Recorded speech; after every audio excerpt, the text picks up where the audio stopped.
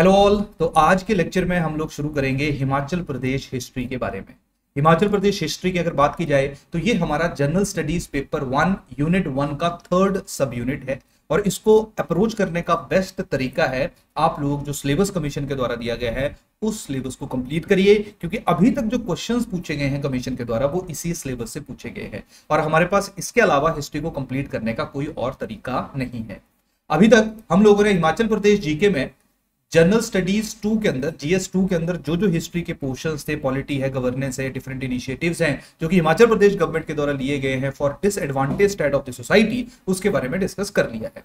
आज के लेक्चर में हम लोग आज से हम लोग हिमाचल प्रदेश की हिस्ट्री की शुरुआत कर रहे हैं जो कि जनरल स्टडीज पेपर 1 का पार्ट है। अब एक चीज ध्यान रखिए, जब हम हिमाचल प्रदेश जीके की बात करते हैं तो जब मेंस स्पेसिफिक प्रिपरेशन की बात होती है तो मेन स्पेसिफिक प्रिपरेशन में या प्रीवियस ईयर क्वेश्चंस को एनालाइज करके हम लोगों ने एक चीज को अंडरस्टैंड किया है कि हिमाचल प्रदेश में जो सवाल पूछे जाते हैं या हिमाचल प्रदेश जीके के ऊपर जो क्वेश्चन पूछे जाते हैं वो स्ट्रेट फॉरवर्ड ज्यादा नहीं होते हैं। आपको हर एक इशू के ऊपर एनालिसिस करना होता है, लेकिन कुछ टॉपिक्स ऐसे हैं जैसे जनरल स्टडीज पेपर 2 में जो आशीष सर ने मेजॉरिटी ऑफ लेक्चर्स आप लोगों के साथ डिस्कस किए थे वो टॉपिक्स थे जो मेनली फैक्चुअल हैं, यानी कि आपको उन पॉलिसीज को, उन प्रोग्राम्स को मेमोराइज करना पड़ेगा। तो मैं आपको पर्सनली यही रिकमेंड करूंगा कि पॉलिसी एंड गवर्नेंस तो ऐसा है कि एक बार आप रीड करोगे, एनालिटिकल बेंट ऑफ माइंड अगर आपका डेवलप हो गया तो आपको बहुत ज्यादा एनर्जी लगाने की जरूरत नहीं है।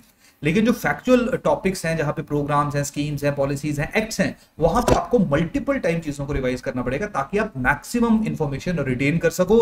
क्योंकि अगर मान लो हमें 20 नंबर के ऊपर एक क्वेश्चन आ गया और उसमें पूछा गया कि वुमेन के ऊपर कौन कौन सी पॉलिसीज, कौन कौन से एक्ट्स पास किए गए हैं हिमाचल प्रदेश सरकार के द्वारा, तो हमें उसके बारे में पता होना चाहिए और हमें ज्यादा इंफॉर्मेशन लिखनी पड़ेगी वहां पे। तो वहां पे ऐसा नहीं है कि 3 4 5 या 6 पॉलिसीज याद रखी और वो 20 नंबर सवाल में लिख के आगे, वहां पे आपको थोड़ी सी इंफॉर्मेशन ज्यादा जानी पड़ेगी। तो जिस तरह से एग्जाम का नेचर रहता है वैसे ही हमारी प्रिपरेशन भी चलती है। क्लियर? तो पहली चीज तो आप लोगों को आई होप थोड़ा सा क्लियर हुआ। पहली बात, मेंस में एनालिसिस के ऊपर फोकस करना है। कुछ टॉपिक्स ऐसे हैं जहां पे एनालिसिस की बहुत ज्यादा आवश्यकता नहीं है, जैसे जो हमारा जीएस 2 में पॉलिसीज थे, प्रोग्राम्स थे, disadvantage state of the society के लिए, जो हमें अभी हमने इस लेक्चर से पहले आप लोगों ने डिस्कस किए हैं।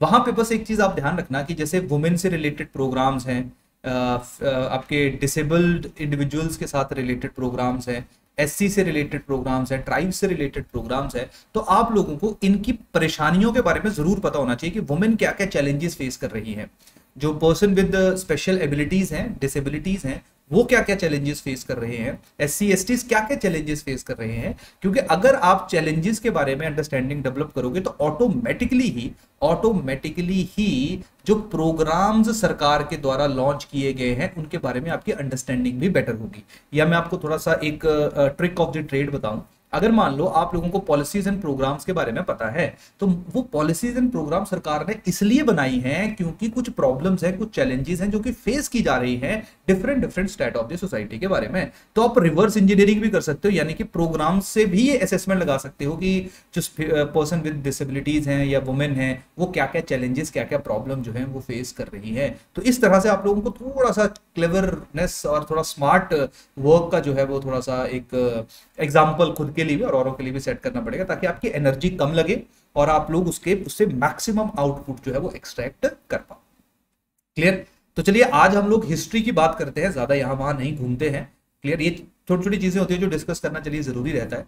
हिस्ट्री की अगर मैं बात करूं तो जब भी आप लोग हिमाचल प्रदेश हिस्ट्री की बात करते हो तो आप लोगों की आंखों के सामने जगमोहन बलूकरा की इतनी मोटी सी किताब आ जाती है और उस मोटी सी किताब में 1000 के आसपास जो पन्ने हैं वो हिस्ट्री के ऊपर ही बेस्ड है। तो एक चीज ध्यान रखिए, जब हम प्रीलिम्स के लिए हिस्ट्री की प्रिपरेशन की बात करते हैं तब तो हमें मैक्सिमम इंफॉर्मेशन को मेमोराइज करना होता है। रीजन क्या है? रीजन ये है कि प्रीलिम्स में अप्रोक्सीमेटली 50% क्वेश्चन जो है वो हमें हिस्ट्री से देखने को मिलते हैं।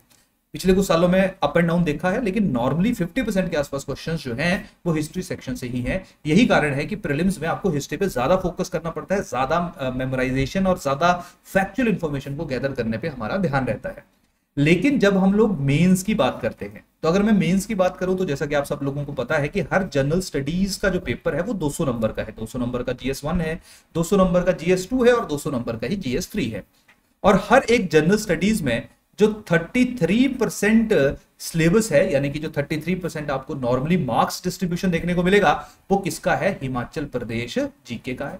और हर एक जनरल स्टडीज पेपर के अंदर 3 आपके यूनिट्स हैं और हर एक यूनिट के 3 सब यूनिट हैं, और तीसरा सब यूनिट जो है वो आसान भाषा में आपका हिमाचल प्रदेश जीके का है। तो ज्यादा कंफ्यूज मत करिए, आसान भाषा में ये है कि जो 33% हिमाचल प्रदेश जीके के सवाल पूछे जाएंगे एक जनरल स्टडीज पेपर के अंदर, वो 3 अलग अलग डायमेंशन में होंगे। जैसे अगर मैं GS1 की बात करूंगा तो यहाँ पे हिस्ट्री, ज्योग्राफी और जो सोशल इश्यूज हैं उसके ऊपर आपको 1/3 यानी कि टोटल 33% का इन 3 सब्जेक्ट्स के ऊपर आप लोगों को सवाल देखने को मिलेंगे। तो आसान भाषा में जब हम हिस्ट्री की बात करते हैं मेंस पर्सपेक्टिव के लिए, तो अप्रोक्सीमेटली 11% या टोटल 22 मार्क्स से हमें हिस्ट्री का ऑन एन एवरेज सवाल देखने को मिलेंगे। कभी 2-4 नंबर ऊपर हो सकते हैं, कभी 2-4 नंबर नीचे हो सकते हैं, लेकिन अगर प्रॉपर कैलकुलेशन, प्रॉपर डिवीजन की बात की जाए या अभी तक जितने पेपर हुए हैं उनको एनालाइज किया जाए तो हिस्ट्री आप लोगों को 10 से 11% के आसपास ही देखने को मिलेगी। अब आसान भाषा में ये आप लोगों के लिए एक पॉजिटिव साइन भी है। पॉजिटिव साइन ये है कि हिस्ट्री पे आपको उतनी ज्यादा एनर्जी नहीं लगानी है जितनी आप प्रीलिम्स के ऊपर लगाओगे। यही कारण है जब मैं कहता हूं कि हिमाचल प्रदेश जीके की जो स्ट्रेटजी है for prelims and mains, that is completely different. Clear? क्योंकि मेंस में हमें सिलेबस के अकॉर्डिंगली चलना होता है। अब जैसे हिस्ट्री का जो सिलेबस आप लोगों को यहाँ पे स्क्रीन पे दिख रहा है, ये वो सिलेबस है जिसमें से आपको 22 से 25 नंबर के क्वेश्चंस देखने को मिलेंगे। तो आपके लिए जो बेस्ट अप्रोच है वो यही है कि जो भी सिलेबस में चीजों को मेंशन किया गया है, आपने इस सिलेबस को 100% कंप्लीट करना है। क्लियर? आपने सिलेबस को पूरा करना है। यहाँ पे आपने कोई भी ऐसा टॉपिक, कोई भी ऐसा हेडिंग नहीं है जिसको छोड़ना है। और अभी तक जितने क्वेश्चंस पूछे गए हैं वो सारे डायरेक्टली सिलेबस में से ही हैं, इससे बाहर हम लोगों को क्वेश्चंस नहीं देखने को मिले हैं। तो क्या करोगे? हिमाचल प्रदेश हिस्ट्री के लिए आप मेंस का जो सिलेबस है उसके ऊपर रिलाई करोगे। जो हैंडआउट्स हमारे द्वारा दिए गए हैं उनको आप बार बार रीड करोगे। कुछ मैं आपको और ऑल्टरनेट लेक्चर्स या कुछ डिफरेंट लेक्चर्स भी आप लोगों को प्रोवाइड करूंगा, उनके बारे में थोड़ी देर में डिस्कस करता हूं कि वो लेक्चर्स कौन कौन से होंगे और वो क्यों दिए जाएंगे। तो सबसे पहले जो है वो हम आज का जो हमारा लेक्चर है उसकी शुरुआत करते हैं, ज्यादा टाइम ना वेस्ट करते हुए। तो सबसे पहले बात करते हैं हिस्ट्री का जो सिलेबस है वो कैसे दिया गया है। आज के लेक्चर में हम लोग किन टॉपिक्स को डिस्कस करेंगे, हमारी क्या अप्रोच रहेगी हिस्ट्री को कंप्लीट करने की। तो देखिए, सबसे पहले हम बात करते हैं हिस्ट्री के पहले टॉपिक की। तो पहला टॉपिक है emergence and growth of early medieval states, Kangra, Kullu and Chamba. ये देखिए यार, सिलेबस समझना बहुत ज्यादा जरूरी है ताकि आप अपना एफर्ट, अपनी एनर्जी अननेसेसरली वेस्ट ना करो। इसलिए हमें सिलेबस के बारे में पता होना चाहिए। तो यहाँ पे सिर्फ 3 स्टेट्स के बारे में ही हम लोगों ने मेंस के लिए प्रिपेयर करना है। नॉर्मली जब हम लोग प्रीलिम्स के लिए पढ़ते हैं तो हम हर एक जो हमारे मल्टीपल इतनी प्रिंसली स्टेट्स हिमाचल प्रदेश के अंदर हुआ करती थी, हर एक प्रिंसली स्टेट को डिस्कस करते हैं, कवर करते हैं। लेकिन जब हम मेंस की बात करेंगे तो हमारा जो मेन ध्यान रहेगा वो कांगड़ा, कुल्लू और चंबा, सिर्फ इन्हीं 3 रियासतों के ऊपर रहेगा, इन्हीं 3 स्टेट्स के ऊपर रहेगा। बस हम थोड़ा सा मेंस पर्सपेक्टिव से चीजों को अंडरस्टैंड करने की कोशिश करेंगे। अब ध्यान रखिए, जो मेंस पर्सपेक्टिव से चीजों की अंडरस्टैंडिंग की मेरी यहाँ पे बात है वो ये है कि कैसे क्वेश्चन पूछे जा सकते हैं। यहां पे जो कुल्लू, कांगड़ा और चंबा है, इसके ऊपर 3 लेक्चर्स हम लोगों ने ऑलरेडी प्रीलिम्स जो कोर्स हमारा है उसमें रिकॉर्ड किए हुए हैं। आप में से कुछ लोग ऐसे हो सकते हैं जो प्रीलिम्स कोर्स में ना हो, तो ये जो 3 लेक्चर्स हैं जिसमें कांगड़ा, कुल्लू और चंबा से रिलेटेड फैक्चुअल इंफॉर्मेशन को दिया गया है, मेंशन किया गया है, ये तीनों लेक्चर्स जो है वो मैं आपके इसी पोर्टल में, इसी वीडियो के नीचे रेफरेंस लेक्चर्स के रूप में मेंशन कर दूंगा। आप लोग उन लेक्चर्स और जो हैंडआउट्स उन लेक्चर्स के साथ हैं, उन लेक्चर्स और हैंडआउट्स को जरूर रीड करिए। इसका मैं आपको रीजन बताता हूं कि वो क्यों है। अब देखो, ये वाला जो हमारा टॉपिक है emergence and growth of early medieval states. अब सबसे पहली बात है कि हमने सिर्फ मिडाइवल टाइम पीरियड की बात करनी है, क्योंकि जब मैं कांगड़ा की बात करूंगा, त्रिगारता की बात करूंगा, ये तो बहुत साल, हजारों सालों से जो है वो इस रियासत के ट्रेस हम लोगों को देखने को मिलते हैं। लेकिन जब हम बात करेंगे कांगड़ा की, जब हम अप्रोच की बात करेंगे, तब हम लोग जो है वो सुशर्मा या भूमाचंद उस टाइम पे नहीं जाएंगे, हम मौर्यंस के पास नहीं जाएंगे, हम गुप्तास के टाइम पीरियड पे नहीं जाएंगे। हम लोग कौन से टाइम पीरियड से इन स्टेट्स का जो सिलेबस है उसको शुरू करेंगे? हम करेंगे मिडाइवल टाइम पीरियड से। और हिंदुस्तान के अंदर जो मिडाइवल टाइम पीरियड है, इसकी शुरुआत कंसीडर की जाती है विद अराइवल ऑफ इस्लाम। जब मोहम्मद बिन कासिम 712 एडी में हिंदुस्तान में आता है, वहां से हम लोग मानते हैं कि मिडाइवल टाइम पीरियड जो है उसकी शुरुआत हो चुकी है। अलग अलग दुनिया के क्षेत्रों में, अलग अलग दुनिया में जो है वो, या डिफरेंट कंट्रीज में मिडाइवल टाइम पीरियड का जो टाइम लाइन है वो डिफरेंट हो सकती है। बस आप लोगों को थोड़ा सा आइडिया होना चाहिए। तो बेसिकली 7th-8th सेंचुरी के बाद जो हिमाचल प्रदेश में इन 3 स्टेट्स के अंदर हुआ उसको हम लोग डिस्कस करेंगे। क्लियर? और यहां पे हम देखेंगे इमर्जेंस एंड ग्रोथ, यानी कि हमें पता होना चाहिए कि ये स्टेट्स क्यों इमर्ज की, कि कांगड़ा क्यों इमर्ज किया घमंड चंद के अंदर या संसार चंद के अंदर, क्यों इतनी बड़ी रियासत के रूप में हमें डेवलप होता हुआ देखने को मिला। क्लियर। और उसके साथ साथ हम लोग ये देखेंगे कि क्या ग्रोथ की कहानी है, कैसे इन्होंने एरियाज को एक्सपेंड किया, कैसे इन्होंने टेरिटरीज को दूसरे राजाओं के हाथों हारा, या कैसे इन्होंने दूसरे राजाओं की टेरिटरी को जो है वो अपनी टेरिटरी के अंदर इंक्लूड किया। क्लियर। तो बेसिकली हमारा जो ध्यान यहाँ पे रहेगा वो हमारा कंसोलिडेशन या कंपाइलेशन, जो अभी तक आप लोगों ने इन तीन रियासतों के बारे में, इन तीन स्टेट्स के बारे में पढ़ा होगा, हम उसको कंपाइल करेंगे, कंबाइन करेंगे और उसी के ऊपर अपनी एनालिसिस को बेस्ड करेंगे। क्लियर। तो जैसे जैसे लेक्चर आगे बढ़ेगा वैसे वैसे आप लोगों को आइडिया लग जाएगा। लेकिन एक जो स्पेशल अनाउंसमेंट है वो ये है कि इन तीनों या इस टॉपिक के ऊपर जो क्वेश्चंस पूछे जा सकते हैं वो मेनली, देखिए क्या रहता है, मेनली क्वेश्चन पूछने के दो तीन तरह से क्वेश्चन हमें यहाँ पे देखने को मिले हैं। पहला हमें क्वेश्चन यहाँ पे देखने को मिलता है सोर्सेज के ऊपर।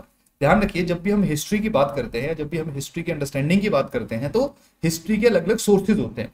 सोर्सेज में वो लिटरेरी सोर्सेज हो सकते हैं, लिटरेचर हो सकता है, वेद हो सकते हैं, ठीक है, आपके उपनिषदास हो सकते हैं, पुराण हो सकते हैं, या किसी राइटर के द्वारा लिखी हुई किताब हो सकती है, या आर्कियोलॉजिकल सोर्सेज हो सकते हैं जो हमें एक्सकवेशन से मिलते हैं, इंस्क्रिप्शंस हो सकती हैं कि पत्थरों के ऊपर कुछ लिखा हुआ है। जैसे अशोका के बारे में हमें सारा ही इंस्क्रिप्शन से पता लगता है, जो उसने पिलर्स इरेक्ट किए थे और पिलर्स के ऊपर जो इन्फॉर्मेशन दी थी वहां से हमें पता चलता है उन पिलर्स की इन्फॉर्मेशन को पढ़ के कि अशोका का टाइम पीरियड कैसा था, वहां पे सोशल, पॉलिटिकल, इकोनॉमिक लाइफ कैसी हुआ करती थी। इंडस वैली सिविलाइजेशन की बात करो तो वहां पे कोई लिटरेरी सोर्स तो है नहीं, वहां पे तो लिटरेचर या वहां का कोई जो स्क्रिप्ट है वो पढ़ी तो नहीं गई है हमसे, तो वहां पे जो इंस्क्रिप्शन से मिला, यानी कि जो आर्कियोलॉजिकल एविडेंसेस है, वहीं से हमें पता चलता है कि इंडस वैली सिविलाइजेशन किस तरह की थी। तो उसी तरह से हम लोगों को पहले जो आइडेंटिफाई करना है या पहले जिन चीजों को अंडरस्टैंड करना है वो ये है कि जैसे अगर हम कांगड़ा की हिस्ट्री पढ़ रहे हैं, कुल्लू की पढ़ रहे हैं, चंबा की पढ़ रहे हैं, तो उनके सोर्सेज क्या है, यानी कि कांगड़ा की हिस्ट्री के बारे में कौन से लिटरेरी सोर्सेज है, कौन से आर्कियोलॉजिकल सोर्सेज है। सिमिलरली कुल्लू एंड चंबा की हिस्ट्री का पता कहां से लगता है, यानी कि जो हम डिस्कस करेंगे लेक्चर में या जो डिफरेंट डिफरेंट बुक्स में मेंशन किया गया है, वो सोर्स ऑफ इंफॉर्मेशन कहां से, ये बहुत इंपॉर्टेंट है। और पिछले 4 सालों में 2 बार जो है वो हमें सोर्सेज के ऊपर क्वेश्चंस देखने को मिले हैं। तो यहाँ पे पहला क्वेश्चन तो ये बन सकता है। दूसरा इस टॉपिक से क्वेश्चन बन सकता है जो इंपॉर्टेंट किंग्स थे। अब इसलिए मैं आप लोगों को जो प्रीलिम्स के लेक्चर है वो दे रहा हूं, जो इंपॉर्टेंट किंग्स थे उनके कंट्रीब्यूशन के ऊपर सवाल पूछा जा सकता है, संसार चंद के कंट्रीब्यूशन के ऊपर पूछा जा सकता है। क्लियर। भूप सिंह के कंट्रीब्यूशन के ऊपर पूछा जा सकता है, घमंड चंद, रूप सिंह, बिधि सिंह, इन सबके जो कंट्रीब्यूशन है उनके ऊपर हमें एग्जाम में क्वेश्चन देखने को मिल सकता है। तो हमारा जो ध्यान रहेगा वो ये रहेगा कि जो राजा है इनके टाइम पीरियड पे क्या हुआ, क्या सिग्निफिकेंट इवेंट्स इनके दौरान हुए, या क्या कंट्रीब्यूशन है इनका हिमाचल प्रदेश की हिस्ट्री के अंदर। तो हमारा दूसरा जो मेन नजरिया रहेगा वो राजाओं और राजाओं के जो या राजाओं से रिलेटेड जो इंपॉर्टेंट फेजेस हैं उनको अंडरस्टैंड करने पे रहेगा। तो आज के लेक्चर में मैंने हर एक टाइम पीरियड के, हर एक स्टेट के कुछ इंपॉर्टेंट राजा जो हैं, जो मेरे अकॉर्डिंगली इंपॉर्टेंट हैं, जहां से क्वेश्चंस बन सकते हैं, उनको एक्सट्रैक्ट किया है, उनको हम आज के लेक्चर में डिस्कस करेंगे, उनके कंट्रीब्यूशन को असेस करेंगे, ताकि आप लोगों को अगर उनके ऊपर सवाल पूछे जाए तो आपको बहुत ज्यादा मुश्किलात का सामना ना करना पड़े। लेकिन ये जो 3 लेक्चर मैं आपको दे रहा हूं, यहाँ पे बेसिकली राजाओं के बारे में ही डिस्कस किया गया है, लेकिन वो राजा या वो किंग जो बहुत ज्यादा इंपॉर्टेंट नहीं है, मतलब मेरे अकॉर्डिंगली ज्यादा रेलेवेंट नहीं है, लेकिन फिर भी मैं चाहूंगा कि आप लोग उनके ऊपर एक बार नजर मारिए कि 4 नंबर का अगर सवाल किसी राजा के कंट्रीब्यूशन के ऊपर आ जाए तो आपको उसके बारे में पता होना चाहिए। तो आप लोग जो 3 लेक्चर्स हैं प्रीलिम्स के, इन 3 रियासतों से रिलेटेड, उनको एक बार जरूर गो थ्रू कीजिएगा, वो आपको वैसे भी प्रीलिम्स एग्जामिनेशन में भी हेल्प करेंगे। और जो हिस्ट्री है आज की और उसके साथ साथ जो आने वाली हमारी हिस्ट्री है, जब हम लोग मुगल्स, सिख, गोरखा और जो ब्रिटिश एम्पायर है उसके साथ हिमालयन हिली स्टेट्स जो हैं या यहाँ की जो रियासतें थे उनके रिलेशंस को जब कवर करेंगे, तब आप लोगों को वहां पे भी कहीं ना कहीं उन जो हैंडआउट्स हैं, ये जो वीडियो लेक्चर्स हैं, 3 वीडियो लेक्चर्स हैं, इनसे आप लोगों की सहायता मिलेगी। क्लियर। तो आई होप जो फर्स्ट टॉपिक है इसकी अप्रोच, किसको कैसे हम लोग डिस्कस करेंगे और कैसे 3 लेक्चर्स आप लोगों के लिए मेरे अकॉर्डिंगली प्री रिक्विजिट है। वीडियो लेक्चर्स नहीं देखने हैं, वेल एंड गुड है, बट एटलीस्ट जो हैंड आउट है 25-30 पेज के आसपास हैंड आउट होंगे जो प्रीलिम्स वाले हैं, उनको एक बार जरूर गो थ्रू कर लीजिएगा। क्योंकि अगर बहुत फैक्चुअल क्वेश्चन किसी एक ऐसे राजा के बारे में पूछ लिया गया जो हम लोग नॉर्मली इग्नोर करते हैं, नॉर्मली हमें लगता है ज्यादा इंपॉर्टेंट नहीं है, तो आप लोग उसको भी अप्रोच कर सको। ध्यान रखिए, हमारा यही इस टाइम पे ऑब्जेक्टिव है कि किस तरह से जो अनसर्टेनिटी ऑफ एग्जाम है उसको कम किया जाए, उसको काउंटर किया जाए। क्लियर। तो आज का लेक्चर जो है हमारा इन्हीं 3 रियासतों के ऊपर बेस्ड रहेगा, तो आप लोग इस लेक्चर को सुनिएगा, आपको डिफरेंट चीजें देखने को मिलेंगी।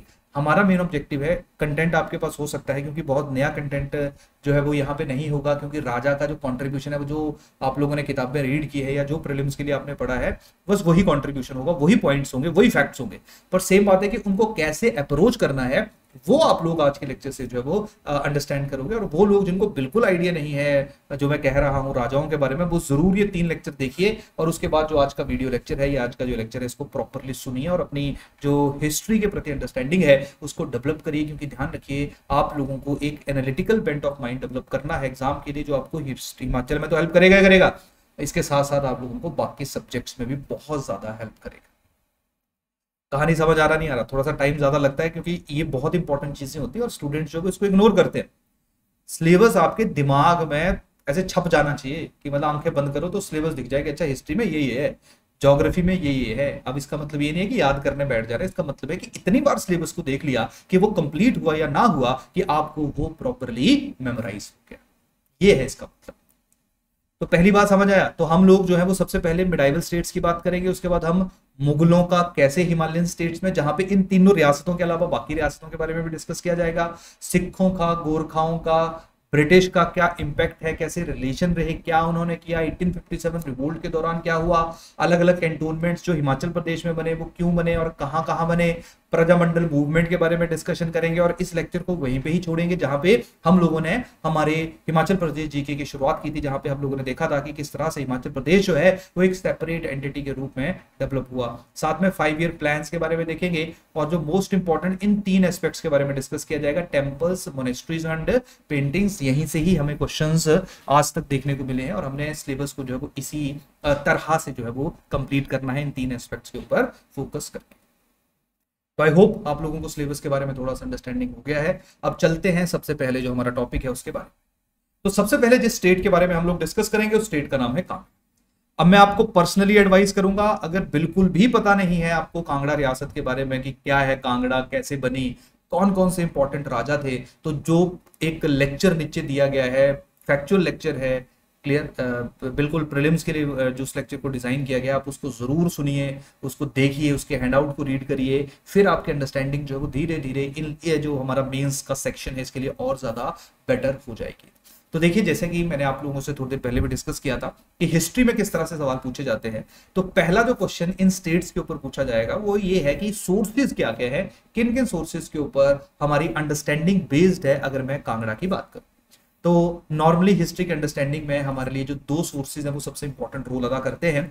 सबसे पहले हमारे लिटरेरी सोर्सेज हैं, यानी कि लिटरेचर है।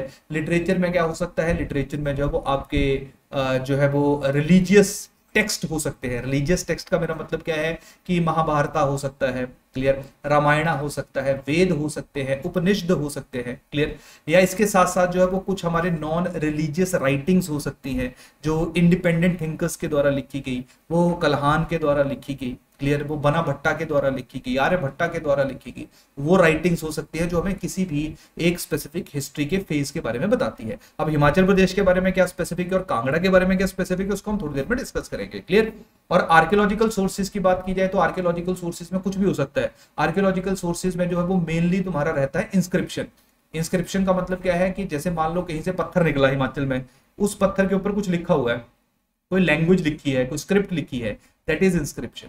अब वो इंस्क्रिप्शन किसी भी चीज के ऊपर हो सकती है, वो पत्थर पे, किसी भी सॉलिड चीज पे हो सकती है, पत्थर पे हो सकती है, लोहे पे हो सकती है, कॉपर पे हो सकती है, सिक्कों पे हो सकती है, किसी भी चीज पे हो सकती है, तो वो एक आर्कियोलॉजिकल एविडेंस है।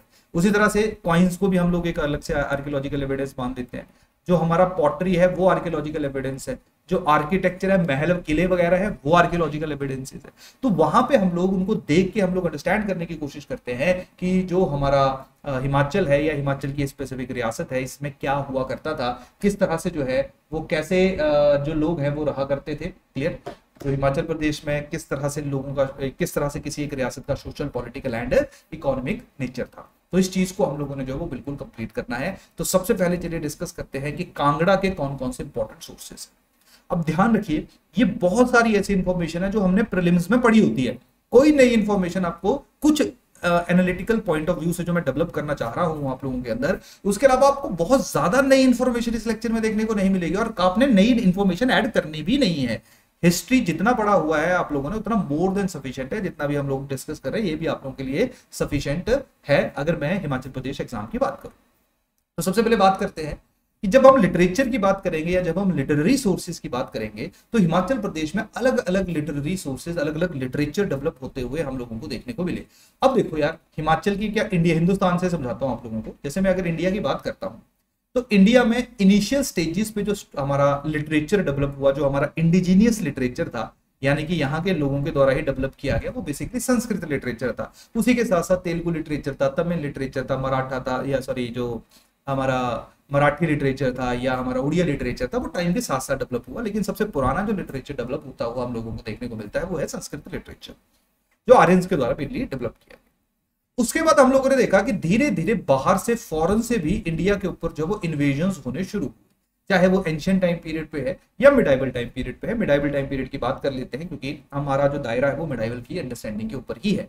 जब मिडाइवल टाइम पीरियड की हम बात करेंगे तो मिडाइवल टाइम पीरियड में जो है वो, जैसे फॉर एग्जांपल बाहर से आपके जो है वो मुस्लिम्स इन्वेडर आ रहे हैं, क्लियर, तो वो एक डिफरेंट तरह की भाषा, एक डिफरेंट तरह का जो लैंग्वेज है वो हमारे इंडिया के अंदर, हमारे देश के अंदर इंट्रोड्यूस करेंगे और उसी का ही इम्पैक्ट हमें हिमाचल प्रदेश के ऊपर भी देखने को मिलेगा।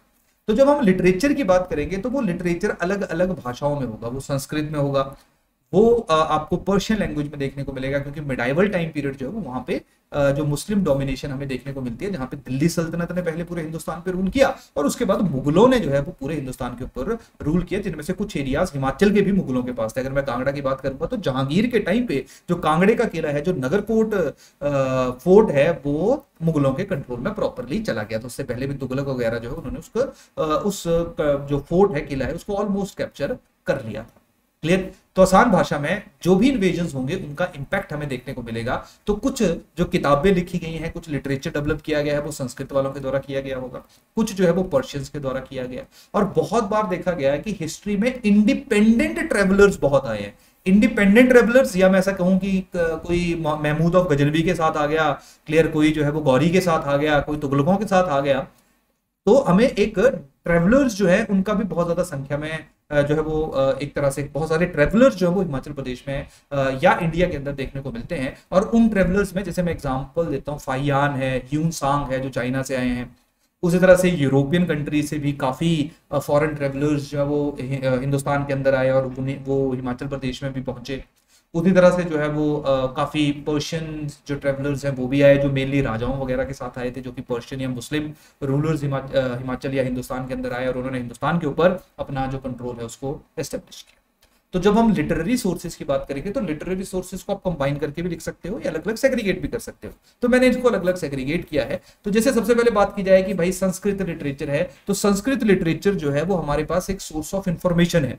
और उस संस्कृत लिटरेचर में महाभारत है, महाभारत जहां पे मेंशन किया गया है कि जो फाउंडर ऑफ नगरकोट फोर्ट थे, क्लियर, जो 234वें राजा थे त्रिगार्ता के, क्लियर, जिनका नाम था सुशर्मा। तो सुशर्मा चंद जो हैं वो महाभारता में कौरवों की साइड से लड़े थे अगेंस्ट पांडवास। और सुशर्मा जो है उनका देहांत हो गया था। पहले मुल्तान में कैपिटल हुआ करती थी त्रिगार्ता की, सुशर्मा के टाइम पे जो है वो ये सुशर्मा की मृत्यु के बाद जो है उसको नगरकोट में शिफ्ट कर दिया गया। नगरकोट का किला जो है उनके द्वारा बनाया गया था। तो महाभारता में रेफरेंस दिया गया कि भाई कांगड़ा या त्रिगार्ता या जलंधर नाम का जो रियासत है वो एग्जिस्ट किया करती थी। तो यहां से हमें रेफरेंस देखने को मिलता है। उसी तरह से जो वो पाणिनि के द्वारा, पाणिनि जो है वो आपका 4th 5th सेंचुरी या बीसीई, बिफोर क्राइस्ट इरा के टाइम पे जो है एक बहुत ही फेमस राइटर हुए। इनको मेनली जाना जाता है संस्कृत ग्रामर की डेवलपमेंट के लिए। क्लियर, जो संस्कृत ग्रामर है जहां पे पतंजलि को मेन क्रेडिट दिया जाता है। बेसिकली पतंजलि जो है वो कहीं ना कहीं पाणिनि की राइटिंग से ही इंस्पायर्ड थे। क्लियर, तो संस्कृत भाषा या संस्कृत स्क्रिप्ट डेवलप हुई, उसमें पाणिनि जो है उनका बहुत ज्यादा कॉन्ट्रीब्यूशन है। तो पाणिनि के द्वारा एक किताब लिखी गई थी, उस किताब का नाम था अष्टाध्यायी। अष्टाध्यायी का मतलब है जिसके 8 अध्याय हैं, 8 जिसके अलग अलग चैप्टर्स हैं। तो उन्हीं चैप्टर्स में जो है वो हिमाचल प्रदेश के बारे में भी मेंशन किया गया है, या हिमाचल प्रदेश के अंदर जो कांगड़ा है जिसके बारे में हम डिस्कस कर रहे हैं, कांगड़ा के बारे में भी मेंशन किया गया है। और कांगड़ा जो है वो उसको अयुध्यजीवी संघा का नाम दिया गया है। अयुध्यजीवी संघा का मतलब, यहाँ पे संघ का मतलब क्या होता है? संघ का मतलब होता है रिपब्लिक। रिपब्लिक का मतलब क्या है कि एक ऐसा एरिया जहां पे अलग अलग टेरिटरीज हैं, क्लियर, अलग अलग स्टेट्स हैं, उन स्टेट्स के इंडिपेंडेंट रूलर्स हैं यानी कि गवर्नर टाइप हैं, और अल्टीमेटली उनका एक अल्टीमेट किंग है जो कि रिपब्लिकन सिस्टम या रिपब्लिक को रन कर रहा है। तो अकॉर्डिंग टू अयोध्या जीवी सिंघा, जो कांगड़ा थी या त्रिगारता था उस स्पेसिफिक टाइम पे, उसकी 6 अलग अलग स्टेट्स हुआ करती थी पूरी त्रिगारता की, और उसके ऊपर जो वो एक रूलर रूल किया करता था। तो वहां पे त्रिगारता या कांगड़ा की रेफरेंस हमें देखने को मिलती है। उसके बाद जो है वो कल्हान के द्वारा जो वो लिखी गई राजतरंगिनी। राजतरंगिनी का मतलब है रिवर्स ऑफ किंग्स, क्लियर। तो राजतरंगिनी बेसिकली कल्हान के द्वारा जब लिखी गई, ये लिखी गई 12th सेंचुरी के आसपास, यानी कि इसी सेंचुरी में 12th कॉमन इरा या जो एडी है 12th सेंचुरी एडी के आसपास जो इसके बारे में लिखा गया। कल्हान के द्वारा जो राजतरंगिनी के बारे में लिखा गया, ये मेनली कश्मीर के बारे में था, यानी कि कश्मीर के जो राजा हैं उनके उनके बारे में लिखा गया था कि पहले कौन था, दूसरा कौन सा, तीसरा कौन था, चौथा कौन था, पांचवा कौन था। तो मेनली जो राजा तरंगनी है तो वो कश्मीर के ऊपर, लेकिन उसमें कश्मीर के साथ वाले जो नेबरिंग स्टेट्स थे उनकी भी रेफरेंस देखने को मिलती है। तो कल्हान के द्वारा जो राजा तरंगनी लिखी गई उसमें भी कांगड़ा के बारे में, त्रिगारता के बारे में मेंशन किया गया है। तो ये हमारे पास सोर्स ऑफ इंफॉर्मेशन है जहां से हम लोग कांगड़ा की हिस्ट्री को अंडरस्टैंड करने की कोशिश करते हैं। अब एक चीज ध्यान रखना, जिस तरह से हमारा टॉपिक है यानी कि मिडाइवल टाइम पीरियड है, तो मिडाइवल टाइम पीरियड में कांगड़ा की अंडरस्टैंडिंग के लिए जो कल्हान की राजा तरंगनी है, एक बहुत ही इंपॉर्टेंट रोल अदा करती है, क्योंकि इससे पहले ये जो पाणिनि की अष्टाध्यायी है या जो महाभारत वगैरह लिखे गए हैं तो पुरानी लिखी गई है, क्लियर, ये आपकी एंशिएंट टाइम पीरियड की लिखी गई है। तो मिडाइवल टाइम पीरियड में जो परफेक्ट, क्योंकि कल को अगर मान लो आपसे पूछ लिया गया कि मिडाइवल टाइम के लिए कौन सी सोर्स ऑफ इंफॉर्मेशन है, तब आप लोग वहां पे पाणिनि जो है वो उसको रेफरेंस नहीं दे सकते हो, क्लियर। वहां पे पाणिनि जो है उसको रेफरेंस नहीं दे सकते हो, वहां पे आपको मिडाइवल टाइम पीरियड के बारे में रेफरेंस देनी पड़ेगी। डन। ये थोड़ा सा प्रॉब्लम है, इसी की हवा सीधी मुंह पे पड़ रही थी। हिमाचल में आई थिंक आप लोग तो नहीं, आपको एसी यूज करना पड़ रहा होगा, क्लियर, लेकिन हमें यहाँ पे चंडीगढ़ में जो है वो एसी यूज करना पड़ता है, तो सीधी मुंह पे पड़ रही, इसलिए मैंने बंद किया, शायद आपको थोड़ी सी डिस्टर्बेंस हुई, क्योंकि मेरे को बहुत देर से हो रही थी। तो आई होप आपकी जो अंडरस्टैंडिंग है, देखिए यार आपको ना जो हिमाचल प्रदेश जीके है इसको रट्टा मतलब होता है ना, एक रट्टा नहीं मारना है। मतलब ऐसा नहीं है कि भाई अच्छा अष्टाध्यायी लिखी, पाणिनि ने लिखी, ये किया वो किया। आप महसूस करो, आप फील करो कि जो कौन सी किताब होगी और उसमें क्या लिखा गया, तो आपकी जो अंडरस्टैंडिंग है वो इन चीजों के ऊपर बहुत ज्यादा बेस्ड होती है। तो आपको सेम टेक्स्ट सेम लाइन किस नजरिए से आप रीड करते हो वो डिपेंड करता है कि आप कितनी देर तक उसको रिटेन करोगे और कैसे एग्जाम में यूज करोगे। तो आप एक बहुत एक फ्री माइंड के साथ चीजों को, ओपन माइंड के साथ जो है वो रीड किया करिए, बहुत ज्यादा अपने आप को रिस्ट्रिक्ट मत किया करिए, क्लियर। तो यहाँ पे जो है वो संस्कृत लिटरेचर में आपने 2-3 रेफरेंसेस जो है वो आप लोगों के लिए यूज कर लिए। उसके बाद सेकंड है that is your Persian literature. अब देखिए बीच में जब हम लोग कांगड़ा की हिस्ट्री पढ़ते हैं तो हम लोग देखते हैं कि फिरोज शाह तुगलक के द्वारा जो है वो कांगड़ा के ऊपर अटैक किया गया था। तो जब फिरोज शाह तुगलक के द्वारा कांगड़ा के ऊपर अटैक किया गया तो उस अटैक के बारे में मेंशन किया गया, और वो किताब का नाम था तारीख ए फिरोज शाही, जो कि बरानी के द्वारा लिखी गई। तो जो तारीख ए फिरोज शाही है उसमें प्रॉपरली वो जो अकाउंट है या जो टाइम पीरियड है उस टाइम का, कि कांगड़ा के लोग कैसे थे, किस तरह का राजा था, वो कैसे बिहेव कर रहा था, कैसा पॉलिटिकल सिस्टम था, क्या हुआ उस बैटल में, उसके बारे में लिखा गया। तो वहां से हमें मिडाइवल जो कांगड़ा है, कांगड़ा स्टेट है, उसके बारे में आइडिया लगना शुरू हो गया। उसके साथ साथ जो उतबी है उसके द्वारा भी, जो गजनवी के टाइम पे यहाँ पे आया था, उतबी के द्वारा भी तारीख यामिनी में लिखा गया। और सब लोगों को पता है कि गजनवी जो है उसने हिमाचल प्रदेश के ऊपर अटैक किया था, प्लंडर किया था ज्वालामुखी टेम्पल, क्लियर। तो जो उतबी है उसने भी जो नगरकोट है उसके बारे में तारीख यामिनी में लिखा है। और उसके साथ साथ जो फरिश्ता है ये भी ट्रेवलर थे, इन्होंने जो है वो नगरकोट को रेफरेंस दी है भीमकोट के रूप में, क्लियर। इसको इसलिए कहा गया क्योंकि जो कांगड़ा है, वैसे तो सुशर्मा से हम लोग शुरू करते हैं, लेकिन जो सुशर्मा जो है वो 234th किंग थे, क्लियर। जो फर्स्ट किंग थे उनका नाम था भूमाचंद, तो वो भूमाचंद, भीमचंद, तो यहाँ पे थोड़ा सा कंफ्यूजन रहता है। तो भीमकोट जो है वो फरिश्ता के द्वारा कांगड़ा के बारे में इस शब्द को, नगरकोट के बारे में शब्द को जो है वो यूज किया गया है। तो इस तरह से अलग अलग रेफरेंसेस में, तो ध्यान रखना ये जो मिडाइवल टाइम पीरियड के रेफरेंसेस है ये हमारे लिए ज्यादा इंपॉर्टेंट है, क्योंकि हमारा सिलेबस इस तरह का ही है। इसके साथ जो है वो ट्रेवलॉग्स की बात की जाए, यानी कि जो ट्रेवलर्स थे उनकी जो राइटिंग है, जिनमें ह्यून सांग सबसे पहले आता है। तो ह्यून सांग जो है वो जलंधर में आया हुआ था, बेसिकली यही जो नगरकोट वाला एरिया था, ठीक है। जो नगरकोट वाला एरिया है वो हिली एरिया हुआ करता था, त्रिगारता वाला एरिया, और जो जलंधर वाला एरिया हुआ करता था वो प्लेन एरिया हुआ करता था। तो वो जलंधर के अंदर ही, ऐसा रख लो, जलंधर के अंदर ही ह्यून सांग के टाइम पे जो है वो आपका कांगड़ा रियासत हुआ करती थी। तो उस टाइम पे उसने बताया था कि जो जलंधर है वो उदितों के द्वारा रूल किया गया है। इसके अलावा बहुत सारे यूरोपियन ट्रेवलर्स भी आए, ये भी मिडाइवल टाइम पीरियड की बात है, जिसमें विलियम फिंच है, थॉमस कॉरियट, फ्रेजर डेविडसन, हारकोट जो मेनली जलंधर वाले एरिया में आए, लेकिन इनसे भी हम लोगों को स्पेशली अगर हारकोट की बात की जाए या कोरियाट की बात की जाए तो ये वो थे जिन्होंने हिमाचल प्रदेश के बारे में बहुत एक्सटेंसिवली लिखा, स्पेशली कांगड़ा के बारे में। तो इसके अलावा इनकी चंबा के ऊपर, कुल्लू के ऊपर भी राइटिंग, शिमला के ऊपर भी राइटिंग्स देखने को मिलती है। लेकिन अब क्योंकि हम कांगड़ा के हिस्टोरिकल रेफरेंसेस की बात करते हैं तो इन्होंने लिखा, और उसके साथ साथ यहाँ का कैसा ज्योग्राफी है, कैसी इकोनॉमी है, कैसे लोग हैं, कैसा पॉलिटिकल सिस्टम है, राज कौन रूल कर रहा है, कौन राजा उस टाइम पे है, उसके बारे में भी एक्सटेंसिवली लिखा। इन्हीं की राइटिंग से हम लोग बाद में जो है वो हिमाचल प्रदेश की अंडरस्टैंडिंग को बिल्ड करते हैं। क्लियर? तो आप लोग ना हमेशा एक चीज देखना, जो अच्छी किताब में है जैसे बलोखरा है, तो यहाँ पे रेफरेंस दिए गए हैं कि इन्होंने ये स्पेसिफिक लाइन, ये स्पेसिफिक पॉइंट किसकी किताब से निकाला गया, तो वहां से बहुत सारे यूरोपियन रेफरेंसेस जो है वो हम लोगों को देखने को मिलती है। तो ये तो है हमारे ऐसे लिटरेरी सोर्सेज जो डिफरेंट डिफरेंट भाषाओं में लिखे गए। इसके अलावा जो राजे हुए करते थे, यानी कि जैसे कोई भी मान लो राजा है, कुल्लू का राजा है या कांगड़ा का राजा है, उनके जो कुल पुरोहित हुआ करते थे या राजगुरु हुआ करते थे, वो खुद अलग अलग राजाओं का जो है वो प्रॉपर सीक्वेंस बनाया करते थे, प्रॉपर जो है वो जिनोलॉजिकल रूल्स बनाया करते थे, यानी कि वंश की पहले राजा ये आया, इसके इतने बच्चे थे, अगला राजा ये आया, नेक्स्ट ये आया, नेक्स्ट ये आया, नेक्स्ट ये आया, जिसको हम लोग जो वंशावली के नाम से जानते हैं। तो वंशावली जो है वो नॉर्मली हर एक जो रियासत है, हर एक स्टेट जो है वो वहां पे उन्हीं के जो पुरोहित या राजगुरु हुआ करते थे उनके द्वारा रखी जाती थी, जैसे कांगड़ा की भी रखी गई है और वैसे ही चंबा की भी रखी गई है। अब देखो यार, कांगड़ा और चंबा में, वैसे तो चंबा हम थोड़ी देर में डिस्कस भी करेंगे, कांगड़ा और चंबा में एक बहुत बड़ा डिफरेंस है, वो ये है कि कांगड़ा के ऊपर बहुत सारे अटैक हुए, कांगड़ा बहुत टाइम तक फॉरेन जो रूलर्स है उनके पास रहा, मुगलों के पास बहुत टाइम तक रहा, बाद में सिखों के पास गया। लेकिन चंबा की अगर आप ओवरऑल बात करोगे तो चंबा जो है वो बीच में छुटपुट घटनाओं को निकाल दिया जाए तो चंबा मोरलेस सेफ एरिया रहा है।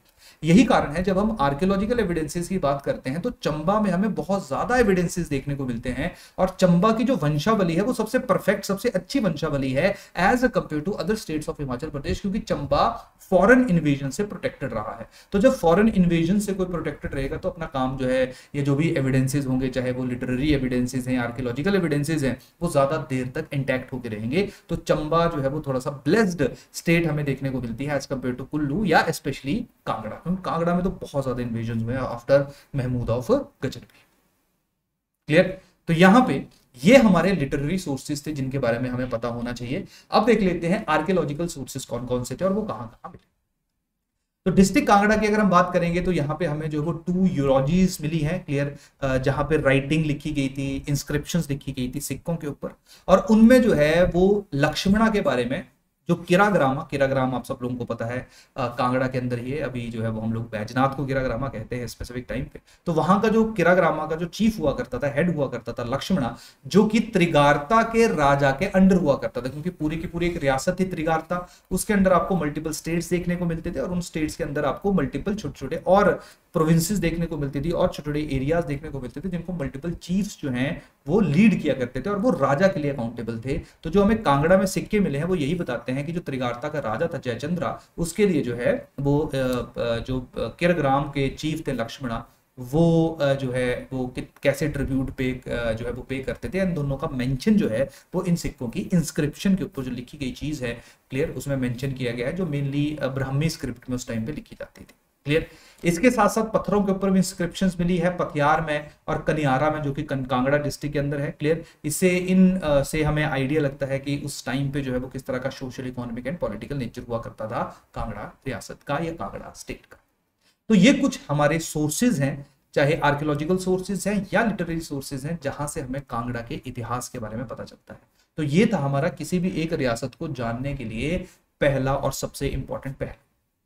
अब देखिए, जो दूसरा हमारा एस्पेक्ट है इस टॉपिक से रिलेटेड, जो मैंने इंट्रोडक्शन में भी आप लोगों के साथ डिस्कस किया था, वो ये था कि अब हम लोगों ने देखना है इंपॉर्टेंट किंग्स के बारे में। अब देखिए यार, वैसे तो सुशर्मा चंद्र भी इंपॉर्टेंट है, वैसे तो जो है वो हमारे जगदीश चंद्र भी इंपॉर्टेंट है, क्लियर, वैसे विधि चंद इंपॉर्टेंट है, क्लियर, मल्टीपल किंग्स जो है वो हमारे लिए इंपॉर्टेंट है। लेकिन मैं आप लोगों के साथ जिन राजाओं के बारे में डिस्कशन कर रहा हूं वो राजा है जिन्होंने कहीं ना कहीं कांगड़ा के डेवलपमेंट के ऊपर बहुत ज्यादा जो है वो ध्यान दिया, जिनका कंट्रीब्यूशन कांगड़ा के लिए बहुत ज्यादा है, कांगड़ा स्टेट के लिए। या जिन्होंने कोई ऐसा काम किया जो बाकी राजा नहीं कर पाए, तो उन राजाओं के बारे में हम लोगों ने डिस्कस करना है। और उसके साथ साथ वैसे भी जिस राजा का ज्यादा कंट्रीब्यूशन रहेगा उससे रिलेटेड ज्यादा इंफॉर्मेशन हम लोगों को हमारे टेक्स्ट के अंदर देखने को मिलेगी, और वो कहीं ना कहीं हमें ज्यादा इंपॉर्टेंट राजा के रूप में उभरता हुआ देखने को मिलेगा। क्योंकि कांगड़ा की अगर बात करोगे तो हजारों की संख्या में अगर राजा रहे हैं तो सारे राजाओं के नाम याद नहीं हो सकते हैं। आप लोग हर एक राजा का नाम याद नहीं कर सकते हो। तो कहीं ना कहीं हम लोगों को हिस्ट्री में एक लाइन ड्रॉ करनी होती है, और वो लाइन कैसे खींची जाएगी वो हमारी एक अंडरस्टैंडिंग होती है कि कहां तक लाइन खींचनी है। तो आप लोग एक काम करोगे, यहाँ पे जो बहुत इंपॉर्टेंट राजा हैं, किंग्स हैं, और उनके कंट्रीब्यूशन है, उनके बारे में तो मैं आज के लेक्चर में डिस्कस कर रहा हूं। अभी धीरे धीरे घमंड चंद और संसार चंद ज्यादा इंपॉर्टेंट है। संसार चंद के ऊपर जो वो सवाल आ चुका है, हो सकता है अभी घमंड चंद के ऊपर क्वेश्चन आए अगर मैं कांगड़ा की बात करूंगा। लेकिन इसके अलावा भी हम लोगों ने अनसर्टेनिटी को थोड़ा सा मिटिगेट करने के लिए जो मैंने आप लोगों के साथ लेक्चर शेयर किए हुए हैं, जैसे आप लोग नीचे देखोगे तो आप लोगों के साथ जो है वो रेफरेंस लेक्चर होंगे। रेफरेंस लेक्चर कांगड़ा का, रेफरेंस लेक्चर कुल्लू का, रेफरेंस लेक्चर चंबा का। तो आप उन लेक्चर्स को जरूर देखिएगा या एटलीस्ट उनके हैंडआउट्स को पढ़िएगा, ताकि जो राजा नहीं डिस्कस हुए, अगर उनके ऊपर भी कभी गलती से सवाल आ गया और हैंडआउट के अंदर है तो आप उसको इजीली अटेम्प्ट कर सको। अगर इसके बाहर का राजा तो छोड़ दो, ज्यादा एनर्जी मत वेस्ट करो, क्योंकि जितने राजा करोगे उतना कम है, बेटर है। क्योंकि एक टॉपिक है बस ये, इसके अलावा जो टॉपिक्स हिस्ट्री के अंदर है वो स्पेसिफिक है, यानी कि वहां पे स्पेसिफाई किया गया है कि किन किन डायमेंशन में जो वो हमें क्वेश्चंस देखने को मिलेंगे। तो सिर्फ एक टॉपिक के लिए जो अपनी एनर्जी ज्यादा वेस्ट मत करें। तो सबसे पहले जो हम रूपचंद की बात करते हैं, तो रूपचंद के बारे में जो है वो एक मानिक चंद के द्वारा एक नाटक लिखा गया था, या एक ड्रामा लिखा गया था जिसका नाम था धर्मचंद नाटक। उसमें जो है वो रूपचंद के बारे में मेंशन किया गया है। रूपचंद वो राजा है जिस दौरान तुगलक डायनेस्टी के द्वारा, फिरोज शाह तुगलक के द्वारा जो है वो हिमाचल प्रदेश में कांगड़ा स्टेट के ऊपर अटैक किया गया। और इसके पीछे जो कारण था वो था रूपचंद की एग्रेसिव पॉलिसी। रूपचंद इतना एग्रेसिव था कि उसने देखा कि यार जब हम लोग दिल्ली सल्तनत की बात करते हैं तो दिल्ली सल्तनत में जो है वो थोड़ा सा शिफ्टिंग चल रही थी, यानी कि धीरे धीरे फिरोज शाह तुगलक से पहले और घियासुद्दीन तुगलक के बाद जो है वो थोड़ा सा प्रॉब्लम चल रहा था दिल्ली सल्तनत के अंदर। तो जो वॉर ऑफ सक्सेशन था वहां पे लोग इन्वॉल्व थे। तो इसने पूरा मौका देखा और इसने धीरे धीरे जो वो दिल्ली तक जो है वो अटैक कर दिया और वहां पे प्लंडरिंग करनी शुरू कर दी, सामान लूटना शुरू कर दिया, और उसके साथ साथ काफी टेरिटरीज को कैप्चर भी करना शुरू कर दिया। तो तब जब ये दिल्ली जाके ही पहुंच गया और वहां पे फिरोज शाह तुगलक नामक एक राजा था, तो उसने देखा यार कि इसकी हिम्मत कैसे है कि वो दिल्ली तक प्लंडर करता करता पहुंच गया। क्योंकि अगर एक हिमाचल में कांगड़ा जैसी स्टेट का, नो डाउट कांगड़ा एक बड़ी रियासत हुआ करती थी उस टाइम पे, कांगड़ा रियासत का राजा अगर वहां तक पहुंच रहा है तो इसका मतलब यही है कि कहीं ना कहीं वो एक खतरा हो सकता है फ्यूचर में तुगलक डायनेस्टी को या फिरोज शाह तुगलक। तो यही कारण है कि फिरोज शाह तुगलक जो है वो इस रूपचंद को जो है वो सबक सिखाना चाहता था और उसने जो है वो कांगड़ा के ऊपर अटैक किया। अब जब इसने कांगड़ा के ऊपर अटैक किया तो इसमें जो है वो तारीख ए फिरोज फरिश्ता और तारीख ए फिरोज शाही, इसमें दोनों में मेंशन किया गया है, जिनकी रेफरेंस मैंने थोड़ी देर पहले भी दी। तो उसमें प्रॉपरली बताया गया है कि किस तरह से फिरोज शाह तुगलक ने जो है वो रूपचंद के ऊपर अटैक किया। लेकिन ध्यान रखिए, जब बैटल कंक्लूड हुई तब फिरोज शाह तुगलक चाहता तो था कि कांगड़ा का किला, जो नगरकोट का किला है, उसको कन्कोर कर ले, उसको कंट्रोल कर ले। उसने कांगड़ा के किला को घेर तो लिया था चारों तरफ से, लेकिन वो उसको कंट्रोल नहीं कर पाया। अगर आप लोगों ने कांगड़ा का किला देखा होगा तो आप लोग देख लीजिए कि बहुत ही स्टीप स्लोप के ऊपर, एक स्टीप पहाड़ी के ऊपर उसको बनाया गया है। वहां पे बस एक ही रास्ता है ऊपर चढ़ने का, क्लियर। और अगर आप उस रास्ते को नहीं भेद पाओगे तो आप ऊपर नहीं चढ़ पाओगे। तो यही कारण था, कांगड़ा का किले को जीतना बहुत ज्यादा मुश्किल था। और जो कांगड़ा का ये वाला किला था, ये भी एक बहुत इंपॉर्टेंट फैक्टर था जिसके कारण कांगड़ा जो है वो एक बड़ी रियासत के रूप में उभर के सामने आया। क्योंकि ध्यान रखो, अगर हम कांगड़ा के बारे में पढ़ रहे हैं और जब भी हम हिमाचल प्रदेश का इतिहास देखते हैं तो हम हमेशा जो कांगड़ा रियासत है उसको बहुत ही ग्लोरीफाइड नजरों से देखते हैं, क्योंकि कांगड़ा की रियासत सच में बहुत बड़ी और रिच रियासत के रूप में हुआ करती थी। और यही एक ऐसी रियासत थी जिसने कहीं ना कहीं जो है वो टेरिटोरियल एक्सपेंशन किया आउटसाइड हिमाचल प्रदेश, क्लियर, या आउटसाइड हिली एरियाज। तो उसके पीछे कुछ ना कुछ कारण होगा कि कैसे या क्यों जो है वो कांगड़ा इतना ज्यादा पावरफुल स्टेट बना। तो उसमें सबसे बड़ा कारण ये भी था कि इनके जो किले थे, स्पेशली नगरकोट वगैरह, इनको भेदना बहुत ज्यादा मुश्किल था। और जब किसी स्टेट का किला नहीं भेदा जाता है तो वहां पे राजा को हराना मुश्किल होता है, क्योंकि जब राजा किले में बैठा होगा, बाहर से कोई भी सेना जो है वो आके उस किले को नहीं भेद पाएगी, तो राजा कैसे सरेंडर करेगा, राजा कैसे हार मानेगा, क्लियर। तो कांगड़ा की सक्सेस के पीछे जो है वो ये इम्प्रेग्नेबल फोर्ट, यानी कि ऐसे किले जिनको भेदना मुश्किल है, ये एक बहुत बड़ा फैक्टर है। और उसके साथ साथ नो डाउट जैसे रूपचंद है, घमंड चंद है, संसार चंद है, इस तरह के जो राजा है इनका भी एक बहुत ही एक्टिव रोल है, जिसके कारण कांगड़ा एक बड़ी रियासत के रूप में डेवलप हुआ, क्लियर। तो ऐसा मानते हैं, बाकी जो कहानी है वो आप लोग यहाँ पे देख सकते हो कि जब फिरोज शाह तुगलक जो है वो किला नहीं जीत पा रहा था, तभी उसने रूपचंद के साथ जो है वो एक संधि की। उस संधि में रूपचंद ने फिरोज शाह तुगलक की जो सॉवरेनिटी थी, यानी कि नॉर्मली उस जमाने में क्या हुआ करता था कि जैसे मान लो वो यहाँ पे दिल्ली सल्तनत में तुगलक रूल कर रहे हैं, फिरोज शाह तुगलक रूल कर रहा है, तो यहाँ पे मराठा भी रूल कर रहे होंगे, क्लियर, कई जगह जो है वो भोंसले भी रूल कर रहे होंगे, कई जगह जो है वो हिमाचल में कांगड़ा में रूपचंद रूल कर रहा होगा। तो ये क्या करते थे, ये सॉवरेनिटी एक्सेप्ट करने को बोलते थे कि भाई आप एक्नॉलेज कर दो कि जो मुगल्स हैं या उनसे पहले जो दिल्ली सल्तनत में रूलर्स हुआ करते थे, उनको आप सुप्रीम मानते हो, उनको आप मानते हो कि वो हिंदुस्तान के हेड हैं, तो आप उनके खिलाफ नहीं जाओगे और उनको कुछ ट्रिब्यूट पे करोगे, यानी कि कुछ पैसा जो है वो टैक्सेस के रूप में देते रहोगे।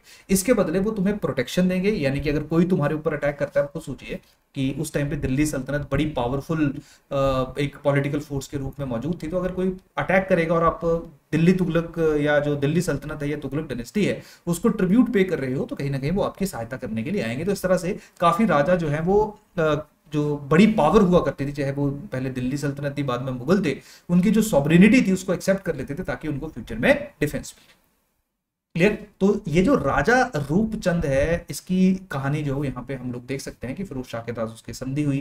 फिरोज शाह जो वो ज्वालामुखी टेम्पल गया, वहां की लाइब्रेरी से वो बहुत सारी किताबें ले गया, और वही जो किताबें थी उसको पर्शियन राइटर अजाउद्दीन खालिद खानी जो है उन्होंने दलील ए फिरोज शाही के नाम पे उन सारी बुक्स को जो है वो कन्वर्ट किया। तो कहीं ना कहीं जो दलील ए फिरोज शाही है, इसको भी हम लोग एक रेफरेंस मटेरियल के रूप में लिख सकते हैं जब हम लोग लिटरेरी सोर्सेज की बात करेंगे ड्यूरिंग मिडाइवल टाइम पीरियड। तो जो सबसे पहला किंग है राजा रूपचंद, उसका जो कंट्रीब्यूशन है, उसकी जो सिग्निफिकेंस है, वो आई थिंक एक ही है कि जो तुगलक डायनेस्टी है उसके साथ जो इसकी कन्फ्लिक्शन हुई, वही एक इंपॉर्टेंट पहलू है जो हमें रूपचंद के बारे में पता होना चाहिए। बाकी जैसे घमंड चंद है, संसार चंद, उनके बारे में और भी डिटेल में जो है वो इवेंट्स होंगे जिनके बारे में हम डिस्कस करेंगे।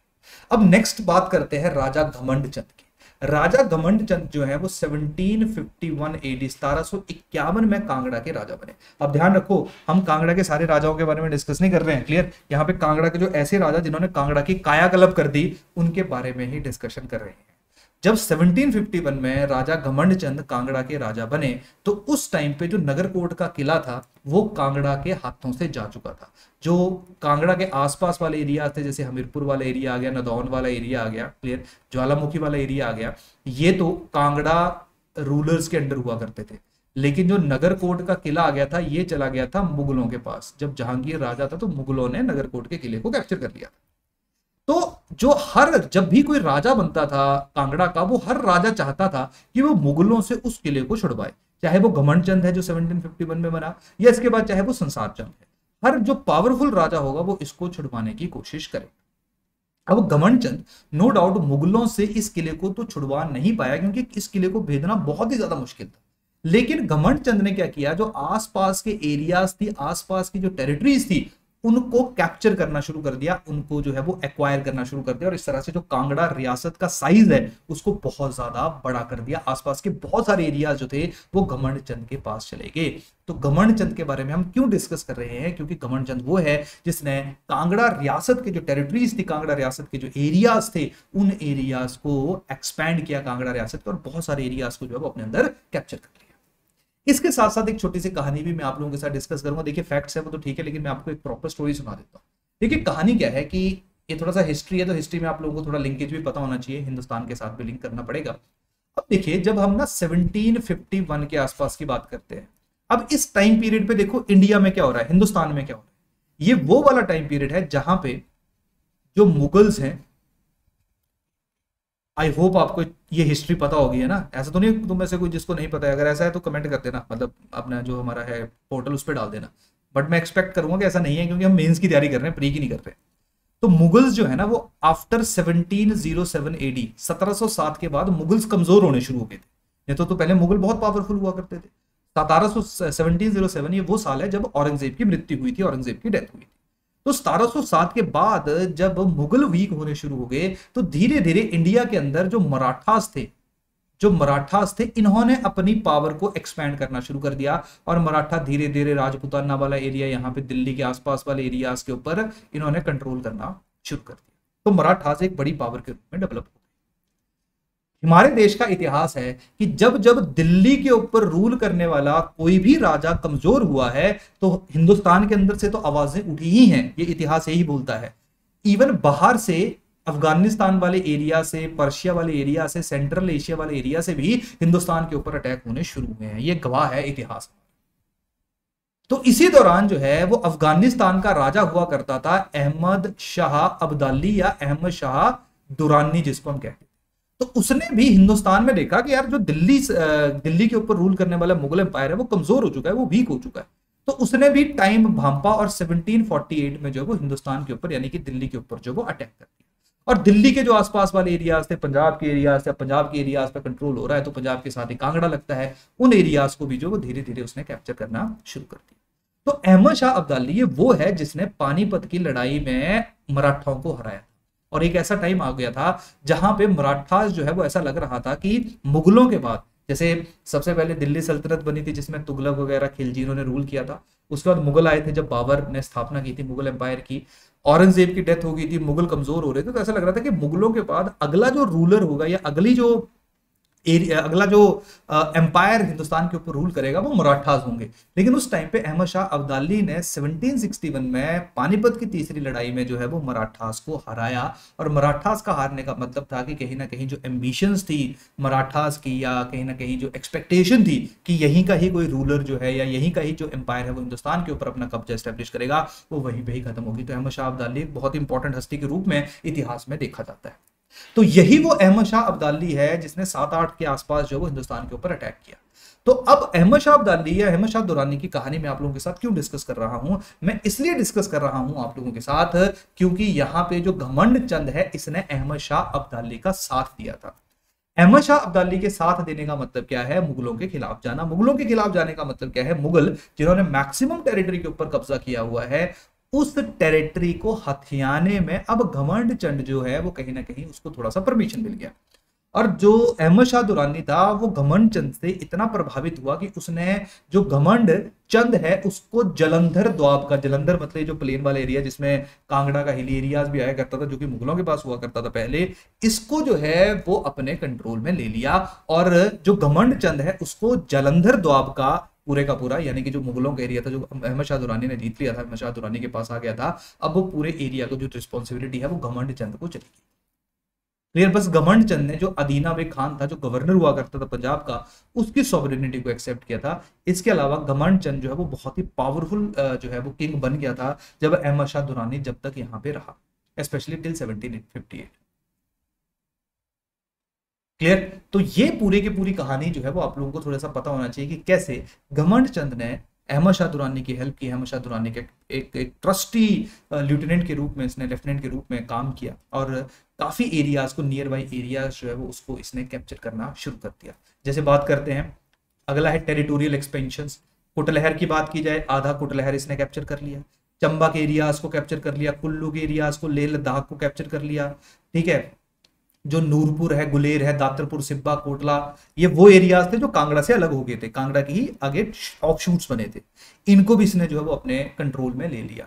तो इस तरह से जो आसपास के जितने भी एरियाज थे, स्पेशली कांगड़ा के आसपास वाले एरियाज, वो घमंड चंद के अंदर फिर से कांगड़ा के कंट्रोल में आ गए थे। क्लियर? इसके साथ साथ आर्किटेक्चर में भी इसका कंट्रीब्यूशन है, जहां पे इसने जो है वो जो पथियार में जो है वो किले को रिनोवेट करवाया था, और उसके साथ साथ जो सुजानपुर है जो इस टाइम पे हमीरपुर डिस्ट्रिक्ट के अंदर है, वहां पे जो किले हैं, वहां के जो पैलेस है उसको भी इसने ब्यूटीफाई करवाया था। तो घमंड चंद का थोड़ा सा आर्किटेक्चर पर्सपेक्टिव से भी हम लोग थोड़ा सा कंट्रीब्यूशन असेस कर सकते हैं। तो आसान भाषा में जब घमंड चंद की बात की जाएगी तो घमंड चंद जो है इसने कटोच डायनेस्टी को रिवाइव किया था, क्योंकि जब जहांगीर के टाइम पे नगरकोट का किला चला गया था तो बहुत ही कमजोर हो गई थी कटोच डायनेस्टी, जो कि नॉर्मली मिडाइवल टाइम पीरियड पे कांगड़ा के ऊपर रूल किया करती थी। तो पहला तो इसने रिवाइवल किया, दूसरा इसने राइज किया अहमद शाह दुरानी के अंदर, और साथ में गवर्नर बना ये जलंधर दोआब का। उसके साथ साथ इसने जो रोहिलास हैं, रोहिला बेसिकली जो पठान है, अफगानी है, इनको यूज किया था जब कुल्लू की टेरिटरी को इसने एक्वायर किया था। तो पहली बार ऐसा हुआ था कि भाई हिमाचल के किसी भी राजा ने जो है वो अफगानियों को यूज किया against indigenous ruler of India. Clear. तो इसकी ये भी एक छोटी सी कहानी है। इसके साथ साथ टेरिटोरियल एक्सपेंशन है और आर्किटेक्चर है। तो आसान भाषा में जब घमंड चंद के बारे में हम डिस्कस करेंगे तो इस तरह से 3-4 पॉइंट्स जो हैं वहां पे हम लोग, या इन 3-4 पॉइंट्स के थ्रू हम घमंड चंद के कॉन्ट्रीब्यूशन को असेस कर सकते हैं। क्लियर। तो यहां तक कहानी समझ आया। तो ये था घमंड चंद का कॉन्ट्रीब्यूशन। नेक्स्ट है दैट इज संसार चंद। तो देखिए यार, कहानी सिंपल सी यही है कि जब हम लोग महाराजा संसार चंद की बात करेंगे तो महाराजा संसार चंद के 2-3 अलग अलग कॉन्ट्रीब्यूशन है। अब ना देखिए, महाराजा संसार चंद के टाइम को हम लोग कहते हैं कि ये कांगड़ा का गोल्डन इरा था। अब यहाँ पे एक स्टेटमेंट है, काफी जो हिस्टोरियंस है वो यही कहते हैं कि जो कांगड़ा था वो संसार चंद के टाइम पे गोल्डन इरा था।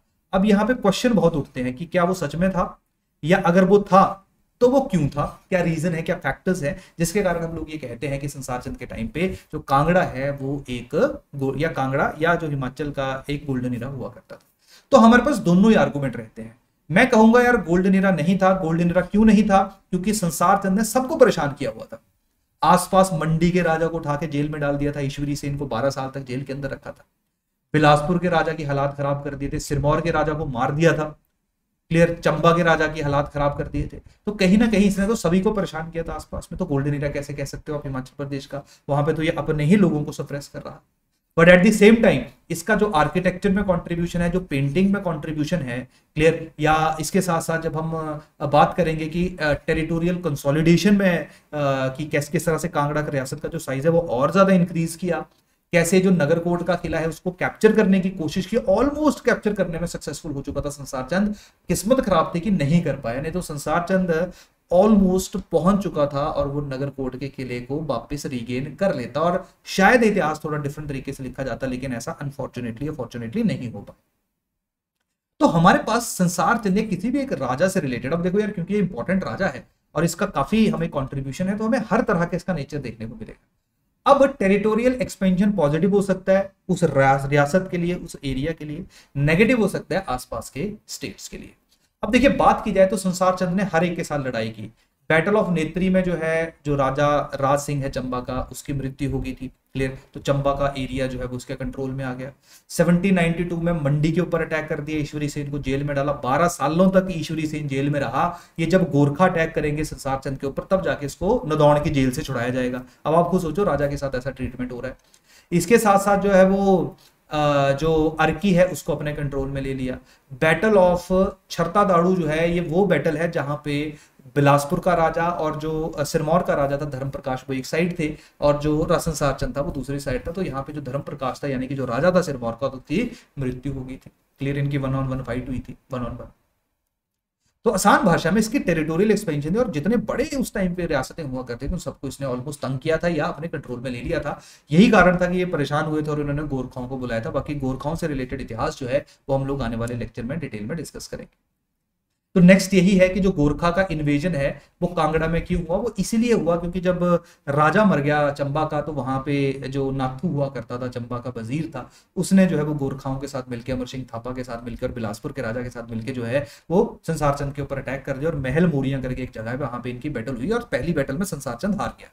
और उसी टाइम पे संसार चंद ने वो गलती की जो उसको नहीं करनी थी। उसने सिखों को या महाराजा रणजीत सिंह से रिक्वेस्ट ली। महाराजा रणजीत सिंह ने जो है उसकी हेल्प की और जब हेल्प कर ली बाद में महाराजा रणजीत सिंह जो है उसने जो नगरकोट का किला है उसको अपने कंट्रोल में ले लिया। और वो किला जो मुगलों से एक्सपेक्ट किया जा रहा था कि संसार चंद के पास जाएगा, अब वो चला गया महाराजा रणजीत सिंह के पास। देखिए अगेन ये जो प्रीलिम्स वाली फैक्चुअल इन्फॉर्मेशन, आई होप आपको इसके बारे में पता होगा।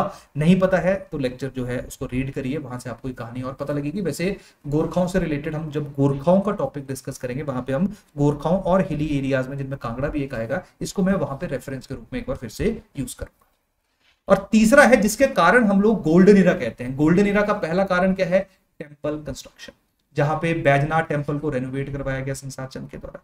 इसके साथ साथ जो टेरा सजानपुर है वहां पे जो है वो मंदिर का निर्माण किया गया, जहां पे जो है वो अष्ट धातु के मंदिर रखे गए, शिव पार्वती नंदी के। क्लियर। अष्ट धातु के बने हुए मंदिर रखे गए, 8 धातुओं के बने हुए। क्लियर। इसके साथ साथ जो है वो संसार चंद के द्वारा भी गौरी शंकर का मंदिर जो है वो टेंपल जो है उसको भी डेवलप किया गया। तो पहला टेंपल आर्किटेक्चर में कॉन्ट्रीब्यूशन। उसी आर्किटेक्चर में दूसरा कंटेक्स्ट क्या है? बिल्डिंग्स। आलमपुर में जो है वो जनाना महल अपनी रानी के लिए जो है, रानियों के लिए जो है वो बनाया गया। जनाना आप सब लोगों को पता है किसको कहते हैं। इसके साथ साथ जो वो नदौन का जो एरिया है नदौन का, जो टाउन है, उसको फोर्टिफाई करवाया गया। क्लियर। इसके साथ साथ इसको हातिम और रुस्तम भी कहा जाता था, क्योंकि इसके टाइम पीरियड पे जो देखो ये ना वो वाला टाइम पीरियड, अब थोड़ा सा ना आप एसेस किया करो, यहाँ पे आपको अंडरस्टैंडिंग और अच्छी होगी कि ये 18वीं सेंचुरी है, 18th सेंचुरी है, ये वो वाला टाइम पीरियड है जहां पे मुगल डिक्लाइन कर रहे हैं। और मुगलों के जमाने में क्या हुआ करता था कि बहुत ज्यादा पैसा खर्चा किया जाता था, जो पेंटर्स थे या जो आर्टिशियंस हुआ करते थे, जो आर्टिस्ट हुआ करते थे, चाहे वो हैंडक्राफ्ट बना रहे हैं, बिल्डिंगे बना रहे हैं, उनके ऊपर पैसा बहुत खर्चा किया जाता था।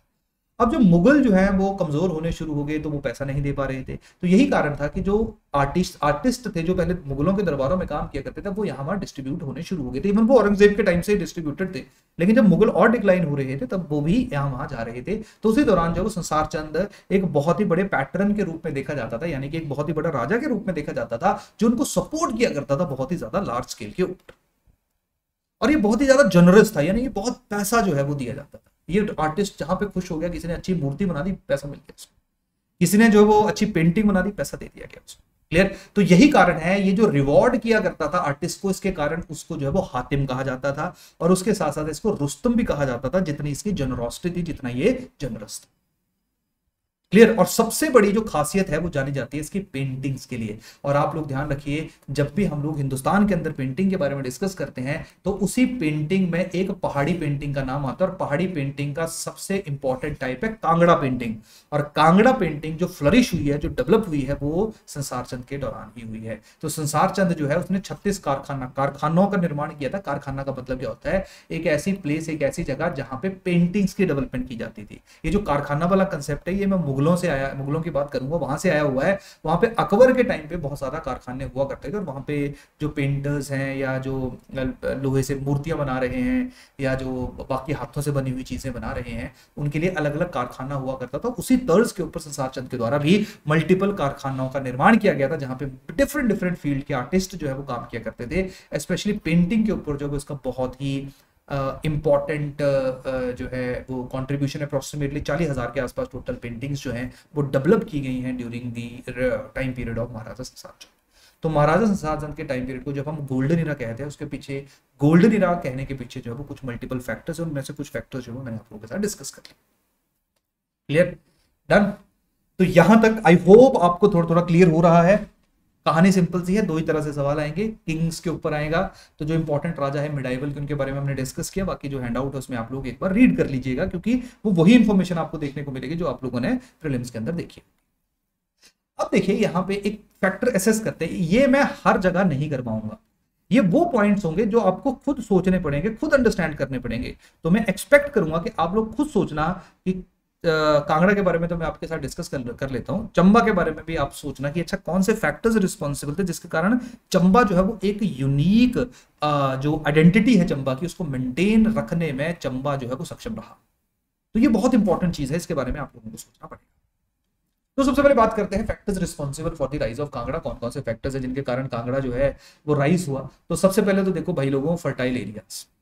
अब अगर आप हिमाचल को ना थोड़ा सा देखोगे, अगर हम हिमाचल को थोड़ा सा अंडरस्टैंड करेंगे, तो हिमाचल को दो हिस्सों में तोड़ते हैं हम। ठीक है। एक हम बोलते हैं हिमाचल जो है वो शिमला हिल्स आ गई। शिमला हिल्स का मतलब है जो बिल्कुल बड़े बड़े पहाड़ी एरियाज है तुम्हारे, जहां पे शिवालिक, सॉरी, जहां पे तुम्हारे मिडिल हिमालयाज हैं, क्लियर, या तुम्हारे ग्रेटर हिमालयाज है। दूसरा हमारा आगे कांगड़ा। कांगड़ा हिल्स मेनली जहां पे शिवालिक्स हैं या जहां पे प्लेन एरियाज है। जैसे अगर आज भी आप कांगड़ा डिस्ट्रिक्ट को देखोगे तो कांगड़ा में देखना, आप जब नूरपुर वाली साइड को जाओगे तो वहां पे आपको बिल्कुल प्लेन एरिया जो देखने को मिल जाएंगे। नदौन वाला एरिया, नदौन से पहले वाला एरिया जो है जो कांगड़ा वाली साइड को, वो भी आपको बहुत फर्टाइल और बहुत प्लेन एरिया देखने को मिलता है, क्योंकि कांगड़ा में मेजोरिटी ऑफ एरिया जो वैली रीजन है, और जहां वैली होगी वहां पे फर्टिलिटी ज्यादा। और ये उस जमाने की बात है जहां पे जो हॉर्टिकल्चर है उसका तो टाइम जमाना नहीं हुआ करता था कि भाई सेब के बगीचे और उसमें से पैसा कमा लिया। उस टाइम पे तो सारे के सारी जो आमदन आया करती थी, पैसा आया करता था, वो गेहूं चावल और इसी मक्की से आया करता था, स्पेशली गेहूं और चावल से। तो वहां पे जो कांगड़ा था उसके जो वैली रीजन्स थे वो बहुत ज्यादा फर्टाइल हुआ करते थे, जिसके कारण ऊना वाला एरिया आ गया, जिसके कारण जो कांगड़ा है उसके पास सरप्लस इनकम हुआ करती थी। और कोई भी किंगडम अगर फ्लरिश करना चाहता था, क्योंकि ये वो वाला टाइम पीरियड है जहां पे सारे जो है वो एग्रीकल्चरल इकोनॉमी हुआ करती थी, क्लियर, एग्रेरियन जो सिस्टम है उसी के ऊपर किंगडम्स जो है वो डेवलप हुआ करते थे। तो कांगड़ा जो है वो इसके कारण, फर्टाइल सॉइल के कारण, Kangra as compare to other hilly area ज्यादा रिच था, ज्यादा पावरफुल था, और जितना रिच होगा उतना ही ज्यादा ऑटोमेटिकली पावरफुल। दूसरा कारण है पावरफुल किंग्स, चाहे रूपचंद की बात की जाए, घमंड चंद की बात की जाए, संसार चंद की बात की जाए, ये बहुत ही पावरफुल थे। उन्होंने मेजोरिटी ने, तो खुद सोच लो यार, कुल्लू मंडी आसपास के जितने, स्पेशली संसार चंद की बात की जाए, इसने तो सभी को परेशान कर दिया होता, सब डरते थे इससे कि पता नहीं कब आएगा और हमारे एरिया को जो है वो कैप्चर कर लेगा। तो जो कांगड़ा के पावरफुल किंगडम्स, इसके कारण भी कांगड़ा जो है एक बड़ी रियासत के रूप में उभर के सामने आया। तीसरा है इम्प्रेग्नेबल फोर्ट्स, जो मैंने डिस्कस किया थोड़ी देर पहले की, जो नगरकोट का किला था उसको भेजना बहुत मुश्किल था। जो तुगलक थे वो उसको भेद नहीं पाए थे, उनको मजबूरन जो है वो एग्रीमेंट साइन करना पड़ा था, संधि करनी पड़ी थी रूपचंद के साथ।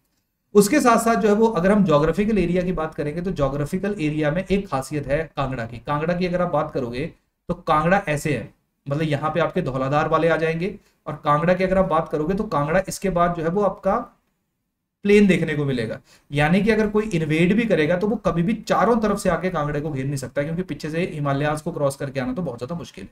तो कहीं ना कहीं जो ज्योग्राफिकल एरिया है, ज्योग्राफिकल एडवांटेज और जो वास्टनेस ऑफ एरिया है, यानी कि इतना बड़ा साइज जो कांगड़ा रियासत के अंदर आया करता था, ये भी बहुत बड़ा फैक्टर था, जिसके कारण कांगड़ा जो है उसने एक अपने आप को एक बड़ी और पावरफुल रियासत के रूप में एस्टेब्लिश किया और सस्टेन करके रखा। क्लियर? तो ये कुछ फैक्टर्स हैं जिनके कारण कांगड़ा जो है वो एक बड़ा रियासत बना। अब कौन से factors responsible for the decline of Kangra? सबसे पहला है मुस्लिम इन्वेजन, थोड़ी देर पहले हमने डिस्कस किया। बाद में हम मुगलों और हिली एरियाज के रिलेशन में भी कांगड़ा की रेफरेंस उठाएंगे, तो वहां पे हम और डिटेल में देखेंगे।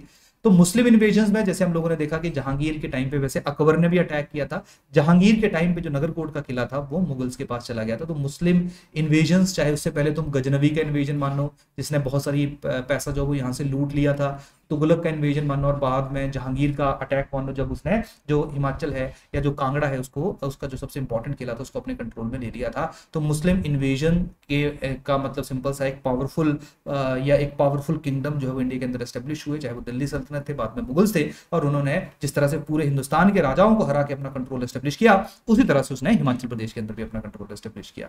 नेक्स्ट है गुरखाओं का इन्वेजन। गुरखाओं ने भी महल मुरिया में संसार चंद को कमजोर कर दिया। संसार चंद कमजोर होने का सिंपल सा मतलब है उसको जो है वो महाराजा रणजीत सिंह से हेल्प मांगनी पड़ी, और यही महाराजा रणजीत सिंह है जिन्होंने बाद में नगरकोट किले को अपने कंट्रोल में ले लिया। तो गुरखास भी एक फैसिलिटेटिंग फैक्टर बने। पॉलिसीज ऑफ संसार चंद, अगर संसार चंद आसपास के राजाओं को परेशान नहीं करता, चंबा के राजा को परेशान नहीं करता, बिलासपुर के राजा को परेशान नहीं करता, मंडी के राजा को परेशान नहीं करता, तो शायद ये गोरखाओं को नहीं बुलाते और गोरखाओं की सपोर्ट नहीं करते। अब क्योंकि संसार चंद की पॉलिसीज ऐसी थी, स्पेशली जो उसकी एक्सपेंशनिस्ट पॉलिसीज थी, जहां पे वो नियर बाई एरियाज को कंट्रोल करना चाहता था, ये एक बहुत बड़ा कारण था जिसके कारण सब लोग उसके खिलाफ चले गए। तो जो संसार चंद, जो कंसोलिडेशन या राइज ऑफ कांगड़ा के पीछे रिस्पॉन्सिबल है, वही संसार चंद उसके डिक्लाइन के पीछे भी रिस्पॉन्सिबल है।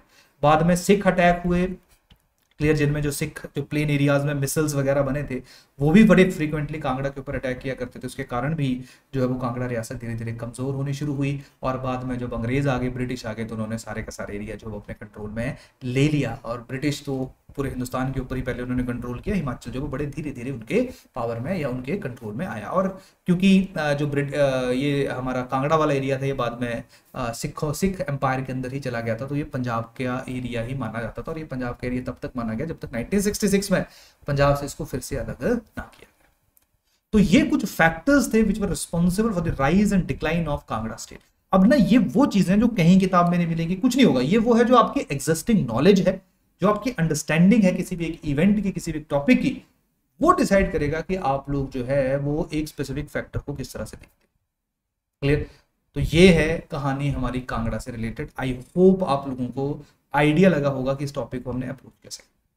तो मैं फिर से बार बार रिपीट कर रहा हूँ, देखो मैं चाहता हूँ कि टाइम है हमारे पास तो हम मैक्सिमम कवर कर लें। तो जो हैंड आउट इसके अलावा मत पढ़ना कुछ भी, अनटिल और अनलेस अगर आपने कोई किताब पढ़ी हुई है और उस बुक के साथ आप कंफर्टेबल हो, है ना, तो उस बुक को जो है वो आप लोग रीड कर सकते हो, वो वेल एंड गुड। बाकी जो प्री का इन्फॉर्मेशन है वो बहुत ज्यादा काम आती है, स्पेशली ये जो टॉपिक हम आज डिस्कस कर रहे हैं, इसमें कोई नई चीज पढ़ने की जरूरत नहीं है, बस जो पढ़ी हुई चीजें उनको कैसे आप पेपर पे उतार सकते हो उसके लिए अपनी अंडरस्टैंडिंग बिल्ड करने की आवश्यकता। कहानी समझ आया यहां तक? क्लियर? अब चलिए नेक्स्ट चलते हैं हम लोग हमारी रियासत के ऊपर। नेक्स्ट जो हमने डिस्कस करना है वो है कुल्लू के बारे में। अब देखो कुल्लू जो है, कुल्लू भी हिली एरियाज में जब हम बात करते थे तो कुल्लू का भी इतिहास है, जिस तरह से कांगड़ा का इतिहास त्रिगारता से है, जलंधर से है, उसी तरह से कुल्लू का जो इतिहास है वो कुलूता से है, जिसको एक जनपद के रूप में कंसीडर किया जाता था। और ऐसा माना जाता था कि कांगड़ा और कश्मीर के बाद अगर कोई हिली एरिया बहुत इंपॉर्टेंट है, बहुत रेलिवेंट है, तो वो कुलूता ही है, कुल्लू ही है। लेकिन हमारा जो मेन काम है वो यही है कि हम कुल्लू को अंडरस्टैंड करेंगे मिडियाबल पर्सपेक्टिव से।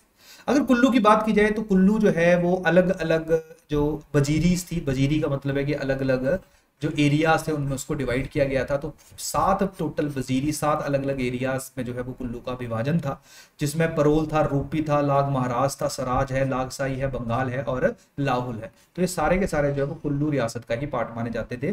कहाँ कहाँ कौन कौन से एरियाज में मौजूद थे वो आप लोगों को यहाँ पे स्क्रीन पे देखने को मिल रहा है। अब कुल्लू के अगर मिडाइवल टाइम पीरियड की हम बात करते हैं तो कुल्लू के ऊपर जो मिडाइवल टाइम पीरियड पे रूल किया गया वो बेसिकली 2 डायनेस्टीज के द्वारा किया गया। एक पाल डायनेस्टी थी, एक सिंह डायनेस्टी थी। डायनेस्टी पाल और सिंह में क्यों डिवाइड कर रहे हैं? क्योंकि हम देख रहे हैं बीच में स्टार्टिंग में जो राजा आ रहे हैं वो अपने नाम के साथ पाल लगा रहे हैं, बाद में जो राजा आ रहे हैं बीच टाइम से 15-16 सेंचुरी के आसपास राजा आ रहे हैं वो अपने साथ सिंह लगा रहे हैं। कई लोग ऐसा कहते हैं कि जो पाल है उन्हीं की ही कॉन्टिन्यूटी थी जिन्होंने अपना सुफिक्स चेंज कर लिया था और सिंह लगा दिया था। कई लोग कहते हैं कि ये पाल अलग थे और सिंह अलग थे। अगेन हिमाचल प्रदेश की एक थोड़ी सी प्रॉब्लम ये भी है कि यहाँ पे हिस्ट्री जो है वो उसमें बहुत ज्यादा क्लैरिटी नहीं है, कुछ चीजों में जो है वो हमें बहुत ज्यादा क्लैरिटी देखने को नहीं मिलती है। तो वहां पे हमें चीजों को मतलब यहाँ पे एक लाइन खींचनी पड़ती है कि अच्छा this is the correct information. तो अगेन जो भी बुक आप पढ़ रहे हो, जो उसमें दिया गया है, जो हम पढ़ा रहे हैं, जो ना जो भी आप रीड कर रहे हो, इसी को ही एक लाइन मान लीजिए और ज्यादा टेंशन मत लीजिए। अब देखिए कुल्लू के ऊपर 2 अलग अलग जो हमारी डायनेस्टीज हैं या 2 अलग अलग जो लीनिएज है, फैमिलीज हैं, उन्होंने कुल्लू के ऊपर रूल किया। सबसे पहले पाल्स ने रूल किया, फिर जो है वो सिंह ने रूल किया। अब मिडाइवल टाइम पीरियड पे कुल्लू का देखिए सिचुएशन कैसा हुआ करता था। जो मिडाइवल टाइम पीरियड पे कुल्लू था, कुल्लू किसी भी एक बड़ा राजा के अंडर नहीं आया करता था। कुल्लू जो है वो छोटे छोटे एरियाज में टूटा हुआ था, छोटे छोटे एरियाज थे और इन एरियाज के ऊपर जो वो ठाकुर या राणा, अब समझो ठाकुर और राणा किसको कहते हैं, मान लो एक गांव है या 5 गांव है या 10 गांव है, उसका एक हेड है जो उन 10 गांवों को चला रहा है, उसको ठाकुर कह देते थे, उसको राणा कह देते थे। उसको राजा इसलिए नहीं कहते थे, उसको किंग इसलिए नहीं कहते थे क्योंकि उसकी टेरिटरी का साइज बहुत ही छोटा हुआ करता था।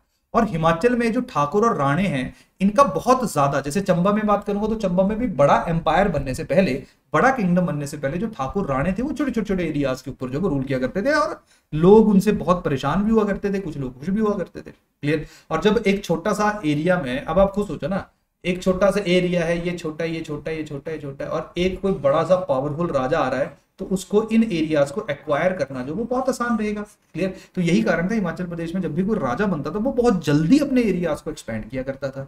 वही सेम चीज जो है वो कुल्लू के साथ भी हुई। तो अगर हम कुल्लू के इतिहास की बात करें तो सबसे पहले वही चीज जो हमने कांगड़ा के साथ की उसके बारे में डिस्कस कर लेते हैं कि जो कुल्लू का इतिहास है उसका क्या क्या सोर्सेज है, किन किन सोर्सेज के ऊपर हम लोगों ने रिलाय करना है। तो सबसे पहले जो रामायण है, ये जो श्रृंगी ऋषि हैं, जिन्होंने आप सब लोगों को पता होगा कि जो महाराज दशरथ थे उनके संतान नहीं हुआ करती थी, तो संतान के लिए उन्होंने जो है वो पुत्र कामेशती यज्ञ, यानी कि जो मेल चाइल्ड प्रोक्योर करने के लिए यज्ञ किया जाता है वो करवाया था श्रृंगी ऋषि से। तो श्रृंगी ऋषि जो है वो कुल्लू वाले एरिया में ही रहा करते थे। वही खीर है जो खिलाई गई थी 3 रानियों पर, उसके बाद जो है वो आप लोगों को पता है कि राम लक्ष्मण जी, राम जी है ना, और उनके जो भाई हैं वो पैदा हुए थे। क्लियर? जो ऋषि वशिष्ठ थे उन्होंने कुल्लू के अंदर ही तपस्या की थी, और आप सब लोगों को पता है कि जो व्यास है, जिसको विपाशा के नाम से भी जाना जाता है, वो भी यहीं से ही निकलती है। और जब उनके जो 100 बच्चे थे ऋषि वशिष्ठ की, जब उनकी मृत्यु हो गई थी और उन्होंने सुसाइड करने की कोशिश की थी ब्यास नदी के अंदर, तो नदी ने उनको जो है वो खुद ही बाहर निकाल लिया था, यानी कि खुद ही उनको बचा लिया था। और उसके बाद जब उस नदी को विपाशा के नाम से जानते हैं, तो ये भी कहीं ना कहीं जो रामायण है वहां पे हम लोगों को कुल्लू का जिक्र देखने को मिलता है। इसके साथ साथ जब महाभारत है, आप सब लोगों ने पढ़ा होगा कि किस तरह से पांडवा जो है उनको लक्षगृह जो वैक्स हाउस है उसमें जलाने की कोशिश की गई थी, लेकिन वहां पे 5 पांडव और या 5 लड़के और उनकी माताजी जो और थे जो गलती से वहां पे रुक गए थे, उनकी मृत्यु हो गई थी और कौरवों को लगा था कि वो मर गए हैं। तो जब लक्षगृह या जो वैक्स का घर बनाया हुआ था जब वो जल जाता है और पांडव जो है वो वहां से चले जाते हैं, निकल जाते हैं प्लेन एरिया से, तब वो कुल्लू में ही पहुंचते हैं। क्लियर, तो वो कुल्लू में ही उनकी शरण है, तो यहाँ पे भी बात की गई है। क्लियर, यही वो एरिया है जहाँ पे भीम जो है वो शादी करेंगे। क्लियर, जो हडिम्बा से भीम की मैरिज होगी, जो रोहतांग पास के पास ही रहा करते थे। क्लियर, जो हडीम की बहन हुआ करती थी। क्लियर, और यहाँ पे जो है जो कुल्लू के राजा बृहद है, इसको अर्जुना के द्वारा जो है वो हराया जाएगा, और यही वो बृहद है जब महाभारत की लड़ाई होगी तब ये पांडवों के साथ रहेंगे। क्लियर, तो ये कुछ इंपॉर्टेंट सोर्सेज हैं जिनके बारे में हमें पता होना चाहिए। इसके अलावा विष्णु पुराण है, मार्कंडेय पुराण है, वहां पे भी कुल्लू को मेंशन किया गया है। बृहद संहिता राजा तरंगनी जो कल्हान के द्वारा लिखी गई है, बनाभट्टा के द्वारा कदम्बनी लिखी गई है, वहां पे कुलुता या कुल्लू को मेंशन किया गया है। इसके अलावा जो तिब्बतियन क्रॉनिकल्स हैं, ग्लाब्स है, क्लियर, या कश्मीरी क्रॉनिकल्स है, जोना राजा है, उनमें भी कुल्लू को मेंशन किया गया है, तो इनको आप रेफरेंस के रूप में देख सकते हो। फॉरेन ट्रेवलर्स में ह्यून सांग जो हैं, उन्होंने कुल्लू के बारे में की यू ल्यूटी, क्लियर, इस तरह से शब्द जो है वो मेंशन लिखा है, और वहां पे बताया है कि किस तरह से जो जलंधर यानी कि जो प्लेन वाला एरिया है वहां से 187 माइल दूरी पे था। इसके साथ साथ ह्यून सांग जो है उसने एक स्तूपा के बारे में भी मेंशन किया गया है, जो किंग अशोक के द्वारा कुल्लू में इरेक्ट किया गया था, क्योंकि बुद्धा जो वो यहाँ पे विजिट किए थे। अब ये बड़ा कंफर्म नहीं है कि बुद्धा आए थे कि नहीं आए थे, लेकिन हाँ स्टूपा है और उसके बारे में ह्यून सांग ने लिखा है। क्लियर, तो यहाँ पे भी एक बात है। एक HPF हारकोर्ट है, उनके द्वारा किताब लिखी गई है कुल्लू लाहौल एंड स्पीति, ये बहुत अच्छी किताब है। काफी लोग जो हिमाचल के इतिहास को जानने में इंटरेस्टेड है उस बुक को रीड करते हैं, तो इस बुक में जो है वहां पे भी कुल्लू के बारे में मेंशन किया गया है। क्लियर, इसके बाद इंस्क्रिप्शन की बात की जाए तो हमें महाराजा समुद्र सेन के टाइम की कॉपर की प्लेट मिली है निरमंड में, जो कि कुल्लू में है। क्लियर, इसके साथ साथ कुछ चंबा में कॉपर की प्लेट्स मिली हैं जो कुल्लू के बारे में बात करती है। और साथ में जो हमने डिस्कस भी किया था कि वंशावली, तो वंशावली आपको नॉर्मली हर एक रियासत की देखने को मिलेगी, चाहे वो कुल्लू है, चंबा है, मंडी है, जो भी है, हर एक की वंशावली आपको देखने को मिलेगी, जो कि वहां के राज पुरोहित या जो पंडित हुआ करते थे उनके द्वारा मेंटेन की जाती थी। तो हमें कुल्लू के बारे में बहुत सारी या बहुत ज्यादा इंफॉर्मेशन जो है वो वंशावली से भी देखने को मिलती है। तो ये है हमारे कुछ सोर्सेज ऑफ इंफॉर्मेशन जिनसे हमें कुल्लू के इतिहास का पता चलता है। तो ध्यान रखिए, इसको बहुत ध्यान देना है हम लोगों ने, ये बहुत ही ज्यादा इंपॉर्टेंट है। अब देखो यार, कुल्लू के स्टेट की डेवलपमेंट को मैंने डिफरेंट स्टेजेस में डिवाइड कर दिया। अब ना मेरा ये जो अभी मैं आप लोगों के साथ डिस्कस कर रहा हूँ, ये आई डोंट थिंक आप लोगों को बहुत अलग अलग जगहों पे चीजें देखने को मिलेंगी, क्योंकि ये इसलिए डेवलप की गई है ताकि आप जो एग्जिस्टिंग कंटेंट है, यानी कि जो अभी हम डिस्कस करेंगे ना, ये वो पहलू रहेंगे जो आपने पढ़े होंगे, आई होप आपने पढ़े होंगे जो प्रीलिम्स की तैयारी की होगी। क्लियर, लेकिन उन्हीं पहलुओं को कैसे सोचना है, कैसे मेंस में सवाल पूछे जा सकते हैं, उन्हीं सेम कंटेंट को हम लोग डिफरेंट तरीके से आप लोगों के साथ डिस्कस करेंगे, ताकि आपकी अंडरस्टैंडिंग डेवलप हो, ताकि आप लोगों को पता चले कि कैसे जो है वो हम लोगों ने इन चीजों को कवर करना है, इन चीजों को जो है वो कंप्लीट करना है, या कैसे हमने कॉन्फिडेंस भी आएगा ना। नहीं तो पता नहीं लगता है कि यार प्री में कैसे डिफरेंटली हिस्ट्री को पढ़ना है और मेंस में कैसे पढ़ना है। तो मेंस में पहले तो सिलेबस के अकॉर्डिंगली चलो, और दूसरा अपना एनालिटिकल बेंट ऑफ माइंड जो है वो एस्टेब्लिश करो। तो जब हम बात करते हैं कुल्लू स्टेट की, तो कुल्लू स्टेट का जो पहला स्टेप है वो यही है, that is formation of Kullu state. क्योंकि थोड़ी देर पहले मैंने आप लोगों के साथ डिस्कस किया कि जो कुल्लू वाला एरिया हुआ करता था, वहां पे छोटे छोटे राणा और जो ठाकुर थे वो रूल किया करते थे। तो कुल्लू को कंसोलिडेट करने के पीछे या जो फाउंडर है कुल्लू रियासत के, उनका नाम है बिहंग मणिपाल। तो ऐसा माना जाता है कि ये जो है वो हरिद्वार वाले एरिया से आए थे। वैसे इनके पीछे और भी इतिहास है कि और 2-4 जगहों से आए थे, लेकिन मेनली जो लेटेस्ट जिस जगह से ये कुल्लू में पहुंचे थे वो हरिद्वार थे। तो बिहंग मणिपाल जो है, इनको हम लोग श्रेय देते हैं, इनको हम लोग जो है वो क्रेडिट देते हैं, जिन्होंने यहाँ के जो ठाकुर थे या राणा थे उनको हरा के, उनको डिफीट करके जो है वो कुल्लू रियासत जो है उसकी फॉर्मेशन की। क्लियर, और इसके बाद धीरे धीरे जो आने वाले राजा हैं, जो आने वाले राजा रहेंगे, जैसे इसके बाद जो है वो पचपाल रहेंगे। क्लियर, तो जो उनके बेटे थे, तो पचपाल जो है वो और ज्यादा एरिया को जो है एक्सपेंड करेंगे। उसके बाद राजेंद्र पाल, विशुद्धपाल, तो धीरे धीरे हम लोग देखेंगे कि जो एरिया है वो और ज्यादा इंक्रीज होता रहेगा। तो ये है emergence of Kullu as a state, जो हम लोग अभी डिस्कस कर रहे हैं, जहां पे अलग अलग स्टेजेस में, जहां पे पहली स्टेज है फॉर्मेशन ऑफ कुल्लू स्टेट, उसके बाद सेकंड स्टेज है एक्विजिशन ऑफ वेरियस टेरिटरीज। तो जैसे राजेंद्र पाल जो है उसने कोठी बरसाई वाला एक एरिया था, जहां पे उसने जो रूप सुंदरी हुआ करती थी, गजन वाले एरिया की, जिसके अंडर जो है वो कोठी बरसाई हुआ करता था, उस एरिया को अक्वायर करने के लिए अपने 11 बच्चे जब उनकी दांव लगा दिए थे, 11 बच्चों की मृत्यु हो गई थी। फिर इसने खुद ही कहा रूप सुंदरी से कि आप मुझ मेरे से विवाह करवा लीजिए। रूप सुंदरी ने इसके साथ विवाह करवाने से हाँ कर दी और इस तरह से कोठी बरसाई गजन वाला जो एरिया है वो जो है वो किसके पास चला गया, आपका कुल्लू के पास चला गया और कुल्लू का जो साइज है वो थोड़ा सा और ज्यादा इंक्रीज हो गया।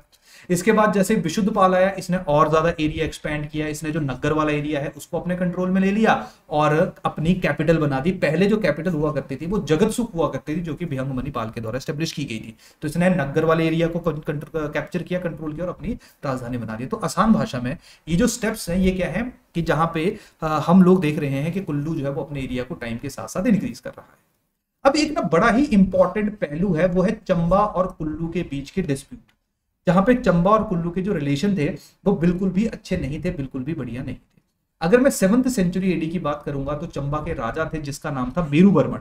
तो मेरुवर्मन जो है वो कुल्लू के ऊपर अटैक कर देता है और जब मेरुवर्मन कुल्लू के ऊपर अटैक करेगा तो कुल्लू का राजा उस टाइम पे था दातेश्वर पाल, जो कुल्लू का 31वां राजा था। पहला राजा भिहंग मणिपाल, 31वां राजा था दातेश्वर पाल। तो मेरुवर्मन के द्वारा जो दातेश्वर पाल है उसको मार दिया जाता है और इस तरह से जो चंबा है और कुल्लू है इसके बीच की जो एनिमोसिटी है, यानी इनके बीच की जो दुश्मनी है, उसकी शुरुआत होती है। क्लियर।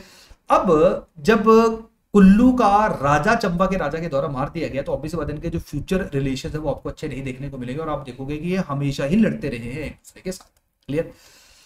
अब कहानी सिंपल सी क्या है कि अब कुल्लू जो है वो चंबा के टेरिटरी के अंडर आ जाएगा या चंबा के कंट्रोल में आ जाएगा, चंबा को टैक्स पे करना शुरू कर देगा। लेकिन जारेश्वर पाल जो कि 34वां राजा था, दातेश्वर पाल 31वां था, तो जारेश्वर पाल जो कि 34वां राजा था, ये देखेगा कि मेरुवर्मन के बाद की जो सिचुएशन थी या मेरुवर्मन के बाद की जो सिचुएशन थी और उस टाइम पे जो लक्ष्मी वर्मन था वो चंबा का रूल कर रहा था, जिसकी जो है वो मृत्यु हो गई थी और चंबा का लीगली कोई भी राजा मौजूद नहीं था उस स्पेसिफिक टाइम पे।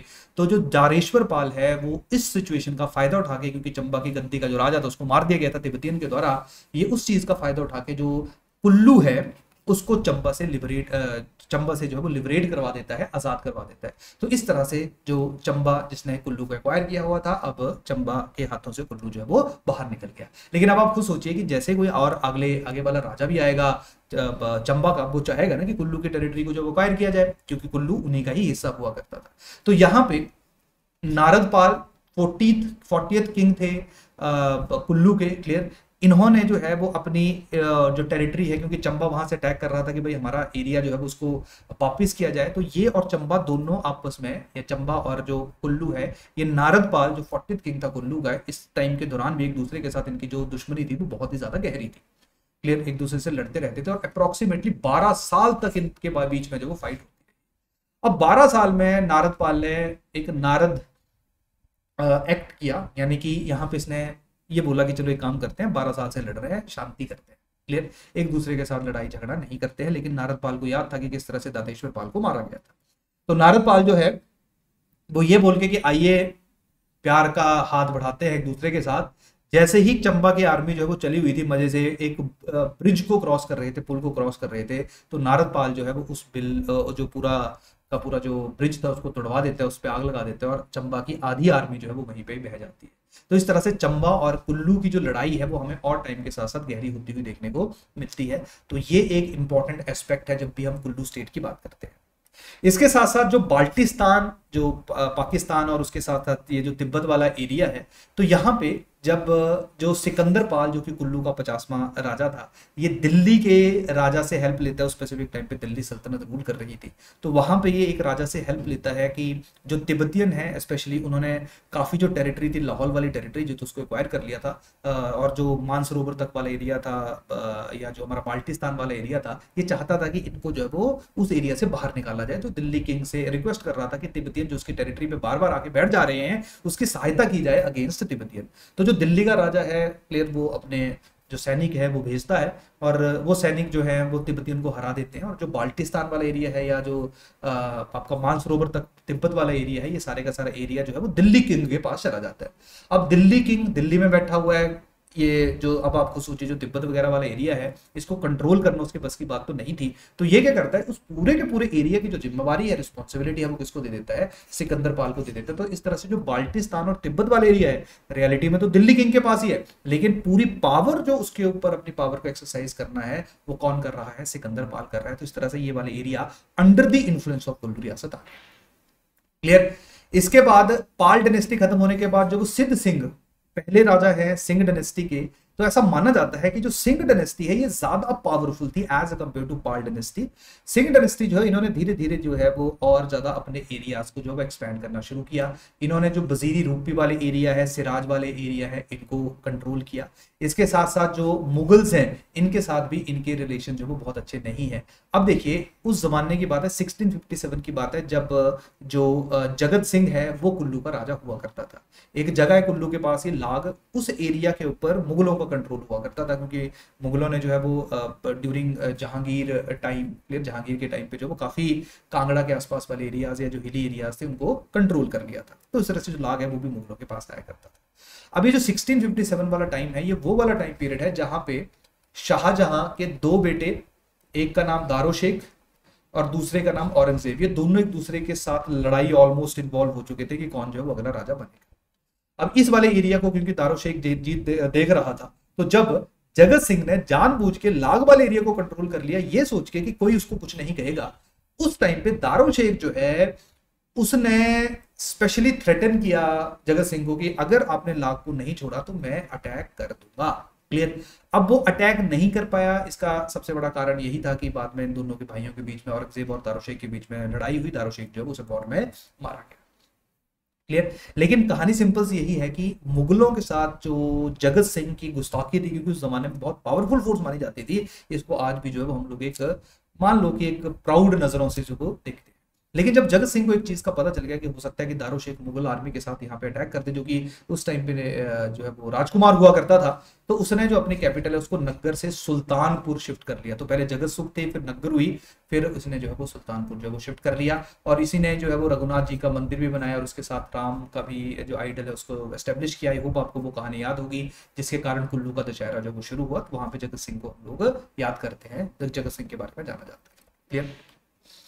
इसके बाद जो है वो नेक्स्ट है दैट इज मान सिंह। तो मान सिंह जो है वो ऐसा मानते हैं कि मान सिंह वो राजा था जहां पे कुल्लू का जो एरिया था ये सबसे ज्यादा एक्सपेंड हुआ, जहां पे लाहौल तक का एरिया, शिमला तक का एरिया, स्पीति तक का एरिया, सारे का सारे एरिया जो है वो कुल्लू के पास आ गया था। इसने मंडी के राजा को हरा के जो दरंग की माइंस थी उनको अपने कंट्रोल में कर लिया हुआ था। क्लियर। मंडी का टाउन जो है उसके कंट्रोल में आ गया था। क्लियर। इसके साथ बड़ा छोटा बंगाल, सारे मैक्सिमम एरिया जो थे वो सारे के सारे एरिया जो उसने आसपास के एरिया जो कंट्रोल कर लिए थे। और ऐसा माना जाता है कि इसके टाइम पे जो जितना एरिया था कुल्लू के पास वो किसी के पास नहीं था। क्लियर। तो मान सिंह का कंट्रीब्यूशन हमें पता होना चाहिए। लेकिन आप लोग एक चीज देखिए कि इनका जो मैक्सिमम कंट्रीब्यूशन है वो कंट्रीब्यूशन कहीं ना कहीं पॉलिटिकल कंट्रीब्यूशन है, यानी कि किस तरह से जो है वो एक पूरी टेरिटरी को कंट्रोल कर रहे हैं या किस तरह से सिर्फ अपनी जो पॉलिटिकल एम्बिशंस हैं उनको फुलफिल कर रहे हैं, इसी के ही ऊपर इनका मेन ध्यान है। क्लियर।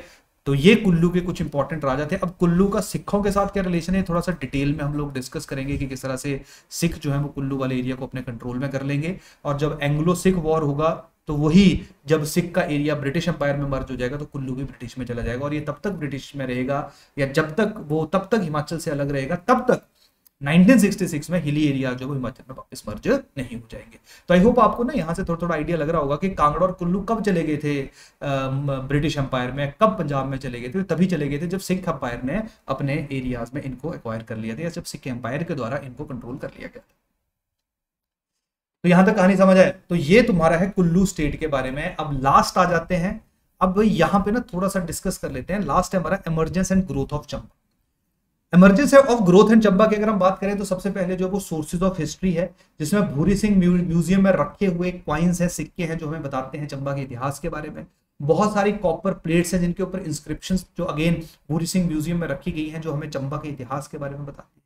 इसके अलावा जो कल्हान के द्वारा राज तरंगनी लिखी गई थी, जिसको हमने थोड़ी देर पहले भी डिस्कस किया था कि किस तरह से जो हमारे कश्मीर के आसपास वाले एरियाज थे, कश्मीर के आसपास वाले एरियाज में या कश्मीर के आसपास जितनी रियासतें हुआ करती थी उसके बारे में राज तरंगनी में लिखा गया, तो उसमें जो है वो चंबा के बारे में भी मेंशन किया गया। क्लियर। इसके साथ साथ जो वंशावली है उसके बारे में उसमें भी बहुत ज्यादा जो है वो चंबा के बारे में लिखा गया।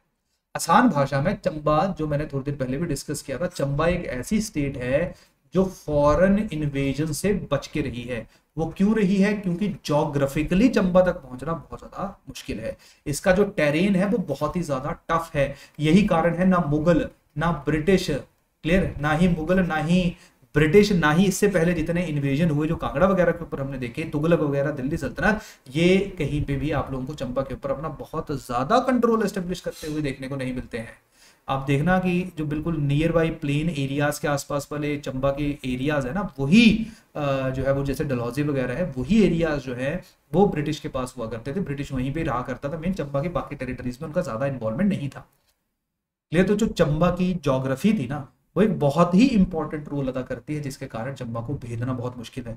और क्योंकि चंबा पे बहुत ज्यादा फॉरेन इन्वेजन नहीं हुए, तो चंबा में हमें बहुत ज्यादा कॉपर प्लेट्स देखने को मिलती है, चंबा में हमें बहुत ज्यादा इंस्क्रिप्शंस देखने को मिलती है, और चंबा की जो वंशावली है वो प्रॉपर है। यही कारण है चंबा में number of Kings, even though Kangra में भी देखने को मिलते हैं, लेकिन चंबा में जो सीक्वेंस ऑफ किंग्स है, कॉन्ट्रीब्यूशन ऑफ किंग्स है, वो बहुत ही क्लियर कट देखने को। क्लियर? तो चंबा का एक रियासत के रूप में राइज होने के पीछे जो ज्योग्राफिकल फैक्टर्स है, जो ज्योग्राफिकल टफ टेरेन है, ये भी एक बहुत ही इंपॉर्टेंट हिस्सा है।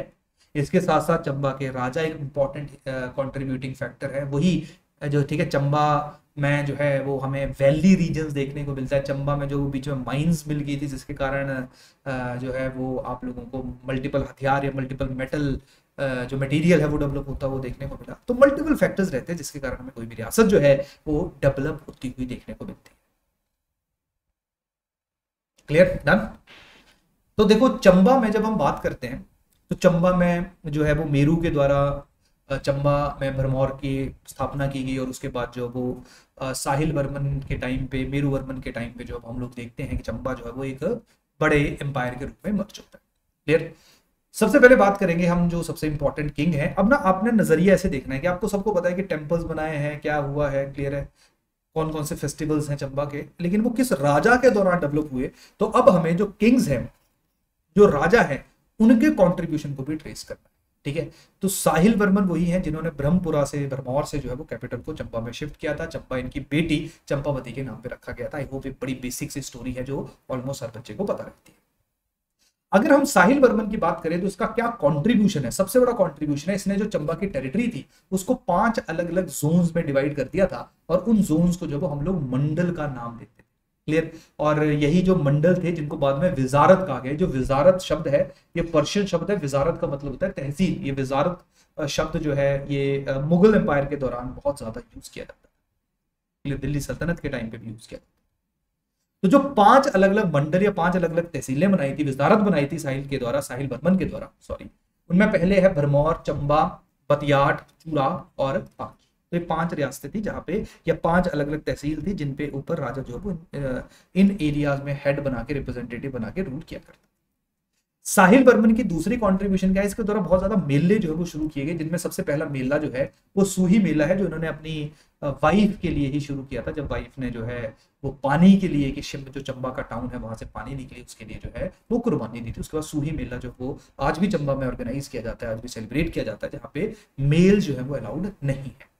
इसके बाद चंपावती फेयर जो है ये भी साहिल वर्मन के द्वारा ही शुरू किया गया।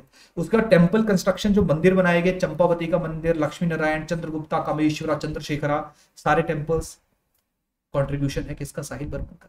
सिक्कों की बात की जाए तो योगी चरपत नाट को डेडिकेट करते हुए जो है वो कॉपर के चकली क्वाइंस, ठीक है, चकली जिस सिक्के का नाम था, वो क्वाइंस जो है वो इशू किए गए राजा साहिल वर्मन के द्वारा। क्लियर? तो इनका जो कंट्रीब्यूशन है वो हमें बहुत अलग अलग डायमेंशंस में जो वो देखने को मिलता है। इसके बाद नेक्स्ट जो इंपॉर्टेंट राजा है दैट इज प्रताप सिंह वर्मन। प्रताप सिंह वर्मन से रिलेटेड 3-4 इंपॉर्टेंट एस्पेक्ट है, जिसमें कांगड़ा और चंबा के बीच का वॉर है। ठीक है? जहां पे कांगड़ा और चंबा के बीच में वॉर हो गया था, जिसमें कांगड़ा को जो वो जो हमारे प्रताप सिंह वर्मन है इनके द्वारा हरा दिया गया था, और जो जीत चंद थी उनकी मृत्यु हो गई थी। क्लियर? और जो गुलेर के आसपास वाला एरिया था वो प्रताप सिंह वर्मन ने जीत लिया था। नेक्स्ट है मुगल्स एंड चंबा। अब जब क्या हुआ कि बिल्कुल चंबा का जो राजा है उसने गुलेर के ऊपर कंट्रोल कर लिया, कांगड़ा के राजा को जो हरा दिया, तो उस टाइम पे जो मुगल्स थे, क्योंकि अब आगे वाला पंजाब वाला एरिया, प्लेन वाला एरिया तो मुगलों के पास हुआ करता था, अब मुगल्स थ्रेटन फील किए कि कहीं ऐसा ना हो कि अब ये हमारे ऊपर अटैक करे। तो यही कारण था कि अकबर जो है उसने वार्निंग दी थी कि आप इस एरिया को छोड़ के चले जाओ, जिसके बाद प्रताप सिंह वर्मन जो है उसने उस एरिया को जो वो रिट्रीट कर दिया, और अकबर के बोलने पे प्रॉपर लाइन डिवीजन करने के लिए कि कहां तक चंबा की टेरिटरी रहेगी, टोडरमल को भेजा गया था अकबर के द्वारा। वो टोडरमल जो है वो प्रताप सिंह वर्मन के कोर्ट में गया था, और वहां पे जो है वो प्रताप सिंह वर्मा ने जो रेहलू वाला एरिया था और चारी और गरोह के जो एरियाज थे उनको मुगल एम्पायर को सरेंडर किया था। नहीं तो उसको बैटल लड़नी पड़नी थी, वॉर लड़नी पड़नी थी, जिसको ये नहीं चाहता था कि इतने पावरफुल किंगडम के साथ जो वो लड़ाई लड़ी जाए। नेक्स्ट है टेम्पल कंस्ट्रक्शन, जिसमें लक्ष्मी नारायण टेम्पल कंस्ट्रक्शन तो नहीं है, इसके रिपेयर के ऊपर जो है वो प्रताप सिंह वर्मन का कंट्रीब्यूशन याद किया जाता है। और देखिए कॉपर माइंस जो है वो हुल रीजन में मिली थी, जिसके कारण जो रिसोर्सेज हैं वो जनरेट हुए, ट्रेड किया जा सकता है, क्योंकि उस जमाने में कॉपर से बनी हुई चीजें जो है वो हमें बहुत ज्यादा देखने को मिलती थी।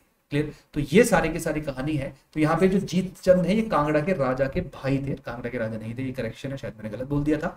तो जब प्रताप सिंह वर्मन की बात करते हैं तो यहाँ पे प्रताप सिंह वर्मन का कंसोलिडेशन, डिफीट ऑफ कांगड़ा जो बड़ी रियासत थी, टेम्पल कंस्ट्रक्शन और माइंस का मिलना, ये एक इंपॉर्टेंट कंट्रीब्यूशन या इनके टाइम पीरियड की जो इंपॉर्टेंट खासियत है उसके रूप में देखा जा सकता है। नेक्स्ट देख लो कि चंबा और नूरपुर के रिलेशंस कैसे थे, क्योंकि दोनों के बीच में जो वो बैटल ऑफ धलोग हुई थी। बैटल ऑफ धलोग जब हुई तो वहां पे जो राजा था नूरपुर का, तो उसके द्वारा धोखे से चंबा का राजा जो है उसको मार दिया गया, और चंबा के कंट्रोल में जो है या नूरपुर के कंट्रोल में जो है वो चंबा आप लोगों को हारता हुआ देखने को मिलता है। और यहाँ पे जिसके द्वारा चंबा के राजा को धोखे से मारा गया था उसका नाम था जगत सिंह। तो यहाँ पे सूरजमल और जगत सिंह नाम के दो भाई थे। सूरजमल जो है वो पहले नूरपुर का राजा हुआ करता था, बाद में मुगलों के खिलाफ हो गया, मुगलों ने सूरजमल को हटाया और जगत सिंह को राजा बना दिया। जगत सिंह ने जो है वो नूरपुर के आसपास वाले एरियाज को तो कंट्रोल किया ही किया, और उसके साथ साथ उसने चंबा है उसको भी अपने कंट्रोल में रखा। क्लियर? बाद में जो है वो पृथ्वी सिंह के टाइम पे जो चंबा है वो अपने आप को फिर से इंडिपेंडेंट कर लेगा फ्रॉम नूरपुर। लेकिन इस तरह से नूरपुर और चंबा के बीच का जो रिलेशन है वो आप लोगों को थोड़ा पता होना चाहिए। क्लियर? तो यही पृथ्वी सिंह की बात करते हैं। इन्होंने जो वो रघुवीर जी का आइडल जो है वो प्रोक्योर किया था। इन्होंने जो है वो चूरा और पांगी में स्टेट ऑफिसेस बनाए थे जहां से स्टेट का काम चलना चाहिए था। इन्होंने वर्मन शब्द जो है उसको ड्रॉप कर दिया था। इसके साथ साथ जो खजिनाग टेम्पल है खजियार में, वो इनके दौरान, इनके टाइम पीरियड के दौरान ही बनाया गया था। इसके साथ साथ सीताराम जो टेम्पल में सीताराम टेम्पल है चंबा के अंदर, वो भी इनके टाइम पीरियड के अंदर ही बना है। तो एक एक दो दो लाइनें जो वो याद रख लेना। राजा राज सिंह की बात की जाए तो राजा राज सिंह जो हैं उन्होंने जो है वो जब राजा राज सिंह की एज जो है वो थोड़ी सी कम थी, तो ये वही वाला टाइम पीरियड था जब घमंड चंड जो है उसने पथियार का एरिया जो कि चंबा के पास हुआ करता था, वहां पे चंबा की सेना को बाहर मंगाया और उस एरिया के ऊपर जो वो अपना कंट्रोल एस्टेब्लिश कर लिया। क्लियर? इसके साथ साथ जब राजा राज सिंह थोड़ा सा बड़ा हुआ तो इसने जो बशौली वाला एरिया था उसको कैप्चर कर लिया। इसके साथ साथ जो हमारा राजा राज सिंह है, इसने जो संपत पाल है भद्रवाह के, उनके बेटी के साथ जो है वो शादी कर ली, और इस तरह से जो भद्रवाह वाला एरिया था वो भी चंबा में चला गया। इसके बाद जो है वो बैटल ऑफ नेत्री, ये वही है जब हमने संसार चंद की बात की, जिसमें जो राजा राज सिंह है जिनकी मृत्यु हो गई थी। क्लियर? और ये वही बैटल थी जिसको हमने थोड़ी देर पहले भी डिस्कस किया था कि किस तरह से जो राजा राज सिंह है जब वो संसार चंद के खिलाफ बाद में जब राजा राज सिंह का जो बेटा रहेगा जीत सिंह, वो जब गुरखाज अटैक करेंगे तो वो संसार चंद के खिलाफ गुरखाज की हेल्प करेगा, क्योंकि संसार चंद के द्वारा उसके पिता की मृत्यु कर दी गई थी। क्लियर? तो ये राजा राज सिंह की कुछ कॉन्ट्रीब्यूशंस है। श्री सिंह की बात की जाए, प्राइमरी स्कूल बनाया, पोस्ट ऑफिस बनाया, स्टेट फॉरेस्ट डिपार्टमेंट जो है वो ब्रिटिश गवर्नमेंट को 99 ईयर्स के लिए दिया, हॉस्पिटल्स बनाया, ठीक है, डलहौजी से लेके कोतरी और खजियार तक जो है वो 2 नए रोड्स बनाए। रोड कंस्ट्रक्शन, एजुकेशन के ऊपर इनका काम। श्याम सिंह की बात की जाए, डिस्पेंसरी खुली, पोस्टल सिस्टम इंट्रोड्यूस किया गया, एजुकेशन को इंट्रोड्यूस किया गया, जो हॉप्स है जो बियर वगैरह के काम आते हैं, काफी कमर्शियल क्रॉप है, इसको इंट्रोड्यूस किया गया। क्लियर? रोड्स बनाए गए, डन। लैंड रेवेन्यू सेटलमेंट जो है उसको इंट्रोड्यूस किया गया। श्री सिंह की बात की जाए, क्लियर, स्कूल्स बना, सेम चीज है, इसको अभी हमने थोड़ी देर पहले डिस्कस किया। भूरी सिंह की बात की जाए, इसके ऊपर जो है मेंस में क्वेश्चन पूछा जा चुका है कि भूरी सिंह का कॉन्ट्रीब्यूशन क्या है।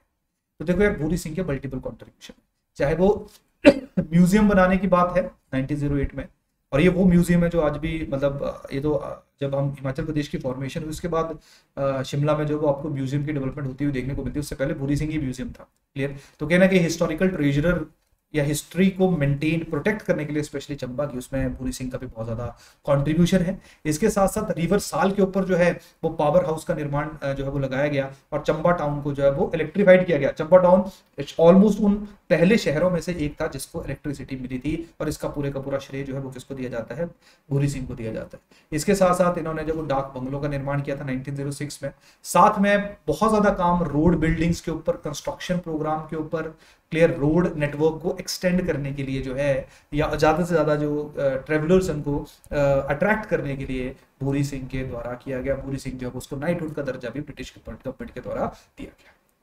तो ये है हमारे इंपॉर्टेंट किंग्स या इंपॉर्टेंट पॉइंट्स जो कि हम लोगों ने इन 3 स्टेट्स के मेमोराइज करने हैं, इन 3 स्टेट्स के याद करने हैं। तो अगेन मैं फिर से बोलूंगा, जो 3 लेक्चर्स दिए जा रहे हैं उनको कल का दिन लगाइए, पूरा उन लेक्चर्स को एक बार नजर मार लीजिए। आपको ज्यादा टाइम का, ज्यादा परेशानी का सामना नहीं करना पड़ेगा, क्योंकि बिल्कुल बेसिक लेक्चर्स हैं, इजी लेक्चर्स हैं। हो सकता है आपने आप में से काफी लोगों ने देखे हैं, तो उन हैंडआउट्स को एक बार जरूर गो थ्रू करिए, क्योंकि आने वाले जो हमारे लेक्चर्स हैं, गुरखास की बात है, ब्रिटिश की बात है, तो वहां पे काफी अलग अलग राजाओं की डिफरेंट जगह से रेफरेंस यूज होगी। तो अगर आपने उनको फिर से पढ़ा होगा तो आपको रिटेन करने में इंफॉर्मेशन को काफी आसानी रहेगी। क्लियर। तो चलिए मिलते हैं नेक्स्ट लेक्चर में, तब तक के लिए थैंक यू, धन्यवाद।